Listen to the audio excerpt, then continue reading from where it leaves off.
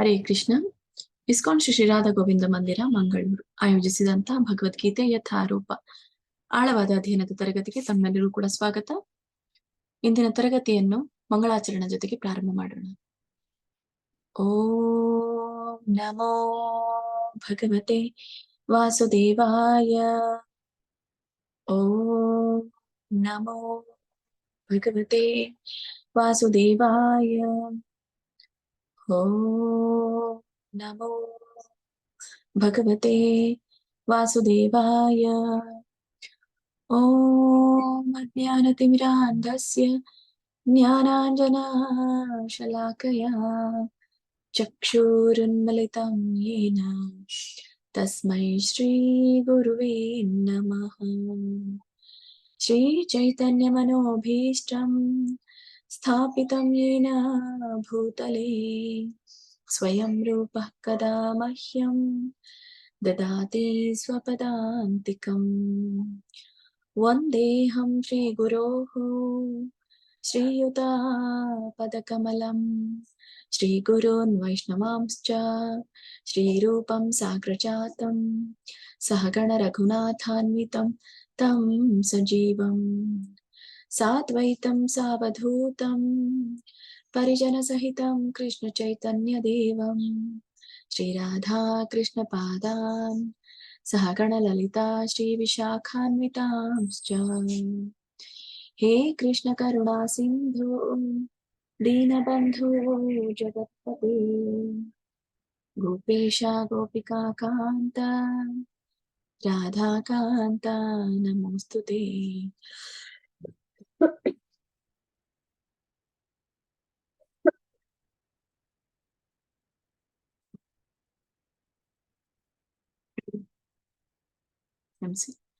ತಪ್ತ ಕಾಂಚನ ಗೌರಾಂಗಿ ರಾಧೆ ವೃಂದಾವನೇಶ್ವರಿ ವೃಷಭಾನು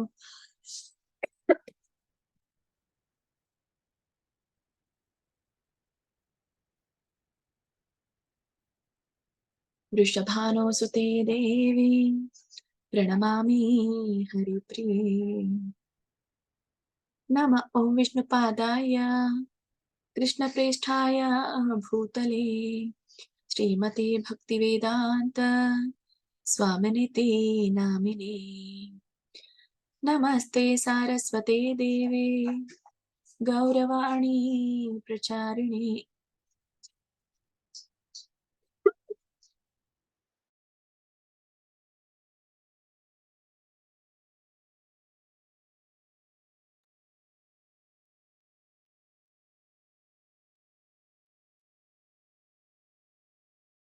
ನಮಸ್ತೆ ಸಾರಸ್ವತೆ ದೇವೆ ಗೌರವಾಣಿ ಪ್ರಚಾರಿಣಿ ನಿರ್ವಿಶೇಷ ಶೂನ್ಯವಾದಿ ಪಾಶ್ಚಾತ್ಯ ದೇಶತಾರಿಣಿ. ಜೈ ಶ್ರೀ ಕೃಷ್ಣ ಚೈತನ್ಯ ಪ್ರಭು ನಿತ್ಯಾನಂದ ಶ್ರೀ ಅದ್ವೈತ ಗದಾಧರ ಶ್ರೀವಾಸಾದಿ ಗೌರ ಭಕ್ತವೃಂದ. ಹರೇ ಕೃಷ್ಣ ಕೃಷ್ಣ ಕೃಷ್ಣ ಹರೇ ಹರೇ ಹರೇ ರಾಮ ರಾಮ ರಾಮ ಹರೇ ಹರೇ. ಇಸ್ಕಾನ್ ಶ್ರೀ ಶ್ರೀ ರಾಧಾ ಗೋವಿಂದ ಕಿ ಜೈ. ಶ್ರೀ ಶ್ರೀ ಗೌರ್ನಿತಾಯ್ ಕಿ ಜೈ. ಶ್ರೀಲ ಪ್ರಭುಪಾದ್ ಕಿ ಜೈ. ಎಲ್ಲ ಗುರು ಪರಂಪರೆಗೂ ಜೈ. ಎಲ್ಲ ದೀಕ್ಷಾ ಗುರುಗಳಿಗೂ ಜೈ. ಎಲ್ಲ ಶಿಕ್ಷಾ ಗುರುಗಳಿಗೂ ಜೈ. ಇಲ್ಲಿ ನೆರೆದಿರುವಂತ ಎಲ್ಲ ಭಕ್ತ ವೃಂದಕ್ಕೂ ಜೈ. ವಾಂಛಾ ಕಲ್ಪತರುಭ್ಯಶ್ಚ ಕೃಪಾ ಸಿಂಧುಭ್ಯ ಏವ ಚ ಪತಿತಾನಾಂ ಪಾವನೇಭ್ಯೋ ವೈಷ್ಣವೇಭ್ಯೋ ನಮೋ ನಮಃ. ಅನಂತ ಕೋಟಿ ವೈಷ್ಣವೃಂದ ಕಿ ಜೈ. ಶ್ರೀಲ ಪ್ರಭುಪಾದ್ ಕಿ ಜೈ. ವಾಯ್ಸ್ ಕ್ಲಿಯರ್ ಇಲ್ವಾ? ಹರೇ ಕೃಷ್ಣ.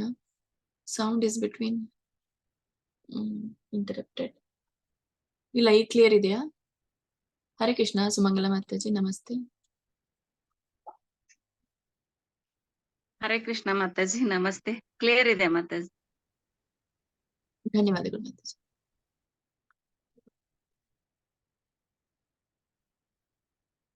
ಓಕೆ, ಇವತ್ತು ಎರಡು ವಿಷಯ ನಾವು ಚರ್ಚೆ ಮಾಡಲಿದ್ದೇವೆ. ಮೊದಲನೇದು ಇವತ್ತಿನ ಒಂದು ಅತಿ ಮುಖ್ಯವಾದಂತಹ ಏಕಾದಶಿ, ದಾಮೋದರ ಮಾಸದ ಒಂದು ಕೊನೆಯ ಏಕಾದಶಿ ಅಂತೀವಿ. ಈ ದಾಮೋದರ ಮಾಸದಲ್ಲಿ ಬರುವಂತಹ 2 ಏಕಾದಶಿಯು ಕೂಡ ಪ್ರಾಮುಖ್ಯವಾದದ್ದು.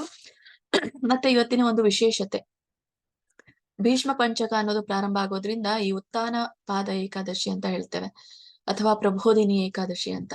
ಇವತ್ತಿನಿಂದ 5 ದಿನಗಳವರೆಗೆ ನಾವು ಈ ಏಕಾದಶಿಯನ್ನ ಅಂದ್ರೆ ಈ ವ್ರತವನ್ನ ಕಾಣ್ತೇವೆ.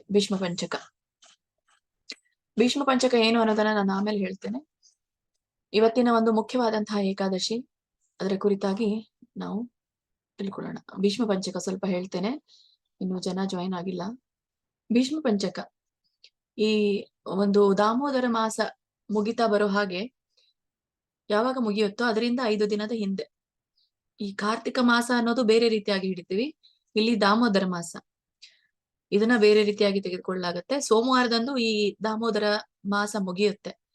ಹಾಗಾಗಿ ಸೋಮವಾರದಿಂದ ಹಿಂದಿನ 5 ದಿನ ಅಂದ್ರೆ ಇವತ್ತು ಗುರುವಾರ, ಶುಕ್ರವಾರ, ಶನಿವಾರ, ರವಿವಾರ, ಸೋಮವಾರ 5 ದಿನ ಆಗುತ್ತೆ.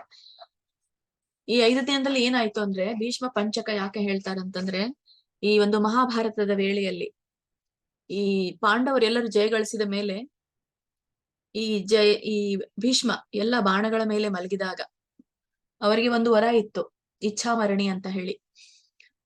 ಅವರು ಈ ಉತ್ತರಾಯಣದ ಸಲುವಾಗಿ ಕಾಯ್ತಾ ಇದ್ರು, ಏಕಾದಶಿಯ ಉತ್ತರಾಯಣ. ಅವಾಗ ಅವರು ಕಾಯ್ತಾ ಇರುವಾಗ ಇಲ್ಲಿ ಏನಾಗುತ್ತೆ, ಅವರು ಈ ಯುಧಿಷ್ಠಿರ ಅವರ ಬಳಿ ಹೋಗ್ತಾನೆ. ಯಾವಾಗ ಈ ಮಹಾಭಾರತದ ಯುದ್ಧವನ್ನ, ಈ ಒಂದು ಕುರುಕ್ಷೇತ್ರದ ಯುದ್ಧವನ್ನ ಗೆದ್ದಾದ್ಮೇಲೆ ಯುಧಿಷ್ಠಿರ ಮಹಾರಾಜ ಅವ್ರ ಹತ್ರ ಹೋಗಿ, ನನಗೆ ರಾಜವನ್ನ ಹೇಗೆ ನಿರ್ವಹಿಸಬೇಕು ಅನ್ನುವಂತಹ ಒಂದು ವಿದ್ಯೆಯನ್ನ ಹೇಳ್ಕೊಡಿ, ರಾಜನೀತಿಯನ್ನ ಹೇಳ್ಕೊಡಿ ಅಂತ ಹೇಳಿದಾಗ, ಅವಾಗ ಭೀಷ್ಮರು ಹೇಳ್ತಾರೆ, ಈ ಒಂದು 3 ರೀತಿಯಾದಂತಹ ನೀತಿಗಳಿರುತ್ತೆ. ರಾಜ್ಯವನ್ನ ಹೇಗೆ ಆಳ್ಬೇಕು, ಪ್ರಜೆಗಳನ್ನ ಹೇಗೆ ರಕ್ಷಿಸಬೇಕು, ಮತ್ತೆ ಎಲ್ಲವನ್ನ ಹೇಗೆ ನಿರ್ವಹಿಸಬೇಕು ಅನ್ನೋದನ್ನ, ಇದಕ್ಕೆ ಧರ್ಮಗಳು ಅಂತ ಹೇಳ್ತಾರೆ. ಈ ಒಂದು ರಾಜಧರ್ಮ, ಮತ್ತೆ ಪ್ರಜೆಗಳ ಧರ್ಮ, ಮತ್ತೆ ಪೂರ್ಣ ರೀತಿಯಾಗಿ ಅವರನ್ನ ರಕ್ಷಿಸುವಂತಹ ಧರ್ಮ. ಹೀಗೆ 3 ರೀತಿಯಾದಂತಹ ಧರ್ಮಗಳನ್ನ ನನಗೆ ತಿಳಿಸ್ಕೊಡಿ ಅಂತ ಹೇಳಿದಾಗ 5 ದಿನಗಳವರೆಗೂ ಕೂಡ ಆ ಒಂದು ಶಯ್ಯ ಮೇಲೆ, ಅಂತಂದ್ರೆ ಎಲ್ಲರೂ ಗಾದಿ ಮೇಲೆ ಮಲಗ್ತಾರೆ, ಅವರು ಬಾಣದ ಮೇಲೆ ಮಲಗಿದ್ರು, ಬಾಣದ ಶಯ್ಯ ಮೇಲೆ ಮಲಗಿದ್ರು. ಅಂತ ಒಂದು ಸ್ಥಿತಿಯಲ್ಲಿಯೂ ಕೂಡ ಅವರು ರಾಜಧರ್ಮವನ್ನ ಹೇಳ್ಕೊಟ್ರು. ಯಾರು? ಭೀಷ್ಮರು ಎಲ್ಲರಿಗೂ ಕೂಡ. ಅವಾಗ ಅಲ್ಲೇ ಇರುವಂತಹ ಕೃಷ್ಣ ಈ ಒಂದು ಧರ್ಮದ ಕುರಿತಾಗಿ ಹೇಳಿದ್ದಕ್ಕೆ ಬಹಳ ಪ್ರಸನ್ನರಾಗಿ ಈ ಒಂದು ಉತ್ಥಾನ ಪಾದ ಏಕಾದಶಿಯಿಂದ 5 ದಿನ ಅಂದ್ರೆ 5 ದಿನಗಳವರೆಗೆ ಅವನು ಆ ಒಂದು ಈ ಒಂದು ರಾಜ್ಯದ ಕುರಿತು ಹೇಳ್ಕೊಡ್ತಾನೆ, ಧರ್ಮವನ್ನ ಕುರಿತು ಹೇಳ್ಕೊಡ್ತಾನೆ, ಹೇಗೆ ಕ್ಷತ್ರಿಯರು ಧರ್ಮವನ್ನ ಪಾಲಿಸ್ಬೇಕು ಅಂತ ಹೇಳಿ. ಹಾಗಾಗಿ ಆ ಒಂದು ಹೇಳಿರುವಂತಹ ವಿಧಾನವನ್ನ ನೋಡಿ ಬಹಳ ಪ್ರಸನ್ನನಾಗ್ತಾನೆ ಕೃಷ್ಣ. ಅಲ್ಲಿ ಒಂದು ವರ ಕೊಡ್ತಾನೆ ಭೀಷ್ಮಾಚಾರ್ಯರಿಗೆ, ನೀವು ಯಾರು ಈ ಒಂದು ಪ್ರಬೋಧಿನಿ ಉತ್ಥಾನ ಪಾದ ಏಕಾದಶಿಯಿಂದ 5 ದಿನಗಳವರೆಗೆ ಎಲ್ರೂ ಕೂಡ ಭೀಷ್ಮ ಪಂಚಕ ಅನ್ನೋದನ್ನ ಯಾರು ವ್ರತದ ಪಾಲನೆಯನ್ನ ಮಾಡ್ತಾರೋ ಅವರು ಭೀಷ್ಮರ ತರಾನೇ. ಹಾಗೆ ಅಂತ ಇಲ್ಲ, ಆದ್ರೂ ಕೂಡ ಅವ್ರಿಗೆ ಈ ಒಂದು ಏಕಾದಶಿಯಕ್ಕಿಂತ ಉಳಿದ ಎಲ್ಲ ಏಕಾದಶಿಯಲ್ಲಿ ಮಾಡಿದಂತಹ ವ್ರತಕ್ಕಿಂತನೂ ಕೂಡ ಹೆಚ್ಚಿನ ಒಂದು ಪುಣ್ಯ ಪ್ರಯೋಜನ ಇದರಿಂದ ಸಿಗುವಲ್ಲಿದೆ ಅಂತ ಹೇಳಿ ಅಲ್ಲಿ ಕೃಷ್ಣ ವರವನ್ನ ಕೊಡ್ತಾರೆ. ಹಾಗಾಗಿ ಈ ಭೀಷ್ಮ ಪಂಚಕಕ್ಕೆ ಬಹಳಷ್ಟು ಪ್ರಾಮುಖ್ಯತೆ ಇದೆ. ಭೀಷ್ಮಾಚಾರ್ಯರು ಕೊನೆಯವರೆಗೂ ಕೂಡ ನಾನು ಬ್ರಹ್ಮಚಾರಿಯಾಗಿರ್ತೇನೆ ಅನ್ನುವಂತಹ ಒಂದು ಪ್ರತಿಜ್ಞಾನ ಮಾಡಿರ್ತಾರೆ. ಹಾಗಾಗಿ ಅವರು ಪಿತಾಮಹ ಅಂತನೂ ಕೂಡ ಇಲ್ಲಿ ಕರೀತಾರೆ. ಮತ್ತೆ ಅವ್ರಿಗೆ ಕೃಷ್ಣನ ಮೇಲೆ, ವಿಷ್ಣುವಿನ ಮೇಲೆ ಬಹಳಷ್ಟು ಅವರ ಆರಾಧನೆಯನ್ನು ಕೂಡ ಮಾಡ್ತಾ ಇರ್ತಾರೆ. ಹಾಗಾಗಿ ತಮ್ಮ ಧರ್ಮ ಕರ್ತವ್ಯ ನಿಷ್ಠೆಯಿಂದ ಅವರು ಈ ಕೌರವರ ಪರವಾಗಿ ಪಾಂಡವರ ವಿರುದ್ಧ ಅವರು ಯುದ್ಧವನ್ನ ಮಾಡ್ತಾರೆ. ಆದ್ರೂ ಕೂಡ ಅವರು ಧರ್ಮನಿಷ್ಠರಾಗಿದ್ರು. ಅದಕ್ಕಾಗಿ ಕೊನೆಯದಾಗಿ ಈ ವರವನ್ನ ಕೊಟ್ರು. ಹೀಗೆ ಇವತ್ತಿನಿಂದ ಈ ಒಂದು ಭೀಷ್ಮ ಪಂಚಕ ಅನ್ನೋದು ಪ್ರಾರಂಭ ಆಗುತ್ತೆ. ಈಗ ನಾವು ಇವತ್ತಿನ ಒಂದು ಏಕಾದಶಿಯ ಮಹಿಮೆಯನ್ನ ತಿಳಿದುಕೊಂಡು ಬರೋಣ. ಈ ಪ್ರಬೋಧಿನಿ ಏಕಾದಶಿಯಲ್ಲಿ ಇರುವಂತಹದ್ದು ಈ ಒಂದು ವ್ರತದಲ್ಲಿ ಯಾವುದೇ ರೀತಿಯಾದಂತಹ ಕಥೆಯನ್ನ ನಾವು ಕಾಣಲ್ಲ. ಯಾಕಂದ್ರೆ ಪೂರ್ಣ ರೀತಿಯಾಗಿ ಇಲ್ಲಿ ಮಹಿಮೆನೇ ಹೇಳಲಾಗಿದೆ. ಈ ಒಂದು ಏಕಾದಶಿಯ ಮಹಾತ್ಮೆಯನ್ನಾನೇ ಹೇಳಲಾಗಿದೆ. ಹಾಗಾಗಿ ಇಲ್ಲಿ ಏನೇ ಒಂದು ವಾಡಿಕೆಗಳನ್ನ ಹೇಳಿ ಬಂದ್ರು ಕೂಡ ನಿಮ್ಗೆ ಆದಷ್ಟೇ ಮಾಡಿ. ಯಾಕಂದ್ರೆ ಇದು ಕಲಿಯುಗ. ನಮ್ಗೆ ಮಾಡುವಷ್ಟು ನಾವು ಅಷ್ಟು ಎಲ್ಲ ವಸ್ತುಗಳನ್ನ, ವಿಷಯಗಳನ್ನ, ವ್ಯಕ್ತಿಗಳನ್ನ ಒಂದು ಶುದ್ಧ ರೀತಿಯಿಂದ ನೋಡ್ಲಿಕ್ಕೆ ಆಗಲ್ಲ. ಈ ಹಿಂದಿನ ಯುಗಗಳಲ್ಲಿ ಇದ್ದ ಹಾಗೆ. ಹಾಗಾಗಿ ಏನೋ ನಮ್ಗೆ ಅನುಕೂಲಕರವಾದದ್ದನ್ನ ಇಲ್ಲಿ ತಿಳಿಸಿದಾರೋ ಅದನ್ನ ಪಾಲನೆಯನ್ನ ಮಾಡಬಹುದು, ಇಲ್ಲಾಂದ್ರೆ ಬಿಡಬಹುದು. ಕೇವಲ ಏಕಾದಶಿಯನ್ನ ಮಾಡಿದ್ರುನು ಅದರ ಒಂದು ಪ್ರಯೋಜನ ಪ್ರಾಪ್ತಿ ಆಗತ್ತೆ. ಹಾಗಾದ್ರೆ ಕೇವಲ ಮಹಿಮೆಯೇ ಇರುವಂತಹ ಈ ಒಂದು ಏಕಾದಶಿಯಲ್ಲಿ ಏನ್ ಹೇಳಿದ್ದಾರೆ? ಬ್ರಹ್ಮದೇವರು ಹೇಳಿರುವಂತದ್ದು ಇದನ್ನ ನಾರದರಿಗೆ ಏನ್ ಹೇಳಿದ್ದಾರೆ ಅನ್ನೋದನ್ನ ನೋಡೋಣ. ಇವತ್ತಿನ ದಿನ ಕಾರ್ತಿಕ ಶುಕ್ಲ ಪಕ್ಷ. ಈ ಕಾರ್ತಿಕ ಶುಕ್ಲ ಪಕ್ಷದ 22ನೇ ದಿನ. ಇವತ್ತು 23ನೇ ದಿನ, 23ನೇ ತಾರೀಕು ಪ್ರಬೋಧಿನಿ ಏಕಾದಶಿ. ಇದಕ್ಕೆ ಉತ್ಥಾನ ಏಕಾದಶಿ ಅಂದ್ರೂ ಕೂಡ ಕರೀತಾರೆ. ಬೇರೆ ಬೇರೆ ಹೆಸರುಗಳನ್ನು ಕೂಡ ಇದನ್ನ ಸಂಬೋಧಿಸಲಾಗುತ್ತೆ. ಹಾಗಾದ್ರೆ ಪ್ರಬೋಧಿನಿ ಬೋಧಿನಿ ಅಂತಂದ್ರೆ ಬೋಧನೆಯನ್ನ ಮಾಡುವಂಥದ್ದು. ಹೇಗೆ? ಒಳ್ಳೆಯ ರೀತಿಯಿಂದ. ಹಾಗಾದ್ರೆ ಯಾರು ಇಲ್ಲಿ ಒಳ್ಳೆಯ ರೀತಿಯಿಂದ ಬೋಧನೆಯನ್ನ ಮಾಡುವಂಥದ್ದು ಅಥವಾ ಈ ಒಂದು ವ್ರತವನ್ನ ನಡೆಸುವಂಥದ್ದು? ಇದನ್ನ ಕುರಿತಾಗಿ ನಾರದರು ಕೇಳ್ತಾರೆ. ಹೇ ಪಿತಾಮಹ ಬ್ರಹ್ಮದೇವರೇ, ಬ್ರಹ್ಮರಿಗೆ ಕೇಳ್ತಾರೆ. ಯಾಕಂದ್ರೆ ಒಡೆಯ ಪಿತಾಮಹ ಅವನು, ಈ ಜಗತ್ತಿನ ಪಿತಾಮಹ. ಹಾಗಾಗಿ ಬ್ರಹ್ಮದೇವನಿಗೆ ಕೇಳ್ತಾನೆ, ಈ ಪ್ರಬೋಧಿನ ಏಕಾದಶಿಯ ಮಹಾತ್ಮೆಯನ್ನ ನನಗೆ ಹೇಳಿರಿ. ಆವಾಗ ಈ ಪ್ರಬೋಧಿನಿ ಏಕಾದಶಿಯ ಒಂದು ಮಹಿಮೆಯನ್ನ ಬ್ರಹ್ಮದೇವರು ಹೇಳ್ತಾರೆ, ಅದರ ಹೊಗಳ್ತಾರೆ. ಎಲೆಯ ಋಷಿ ಶ್ರೇಷ್ಠನಾದ ನಾರದನೇ, ಈ ಪ್ರಬೋಧಿನಿ ಏಕಾದಶಿಯ ಮಹಾತ್ಮೆಯು ಎಲ್ಲ ಸರ್ವ ಪಾಪಗಳನ್ನ ನಾಶ ಮಾಡುವಂಥದ್ದು, ಪುಣ್ಯವನ್ನ ಕೊಡುವಂಥದ್ದು, ಮತ್ತೆ ಜನರಿಗೆ ಮುಕ್ತಿಯನ್ನ ಕೊಡುವಂಥದ್ದು. ಎಲ್ಲ ಏಕಾದಶಿಗಳನ್ನ ನೋಡಿದಾಗ ಹೀಗೆ ಇದೆ. ಎಲ್ಲ ಏಕಾದಶಿಯು ಕೂಡ ಪಾಪ ನಾಶ ಮಾಡುತ್ತೆ, ಪುಣ್ಯವನ್ನ ಕೊಡುತ್ತೆ, ಮತ್ತೆ ಮುಕ್ತಿಯನ್ನು ಕೊಡುತ್ತೆ. ಹಾಗಾದ್ರೆ ಅಲ್ಲಿ ಕೆಲವೊಂದು ಸಮಯ ತಗೊಳುತ್ತೆ ಪಾಪ ನಾಶ ಆಗ್ಲಿಕ್ಕೆ, ಪುಣ್ಯ ಬರ್ಲಿಕ್ಕೆ. ಆದ್ರೆ ಈ ಒಂದು ಪ್ರಬೋಧಿನಿ ಏಕಾದಶಿ ಅಂದು ತುರಂತವಾಗಿ ನಮಗೆ ಈ ಒಂದು ಶೀಘ್ರವಾಗಿ ನಮಗೆ ಒಂದು ಪುಣ್ಯವನ್ನ ಕೊಡುವಂಥದ್ದು, ಪಾಪವನ್ನ ನಾಶ ಮಾಡುವಂಥದ್ದು. ಹೇಗೆ ಇದು ಅನ್ನೋದನ್ನ ನೋಡೋಣ. ನಾರದ ಕೇಳುವಂತವನಾಗು. ಪಾಪ ನಾಶ ಮಾಡುವಂತಹ ಈ ಕಾರ್ತಿಕ ತಿಂಗಳಲ್ಲಿ ಬರುವಂತಹ ಈ ಪ್ರಬೋಧಿನಿ ಏಕಾದಶಿಯು ಎಲ್ಲಿಯವರೆಗೆ ಬಂದಿರುವುದಿಲ್ಲ ಅಲ್ಲಿಯವರೆಗೆ ಭಾಗೀರಥಿ ಗಂಗಾ ನಾನೇ ಪಾಪ ನಾಶ ಮಾಡುವವಳು ಎಂದು ಪೃಥ್ವಿಯ ಮೇಲೆ ಗರ್ಜನೆ ಮಾಡುತ್ತಿರುತ್ತಾಳೆ. ಅಂದ್ರೆ ಈ ಪ್ರಬೋಧಿನಿ ಏಕಾದಶಿ ಎಂದು ಬರುವವರೆಗೂ ಕೂಡ, ಅಂದ್ರೆ 1 ವರ್ಷ ಪ್ರಬೋಧಿನಿ ಏಕಾದಶಿ ಈ ಕಾರ್ತಿಕ ಮಾಸದಲ್ಲಿ ಒಮ್ಮೆ ಬರುತ್ತೆ.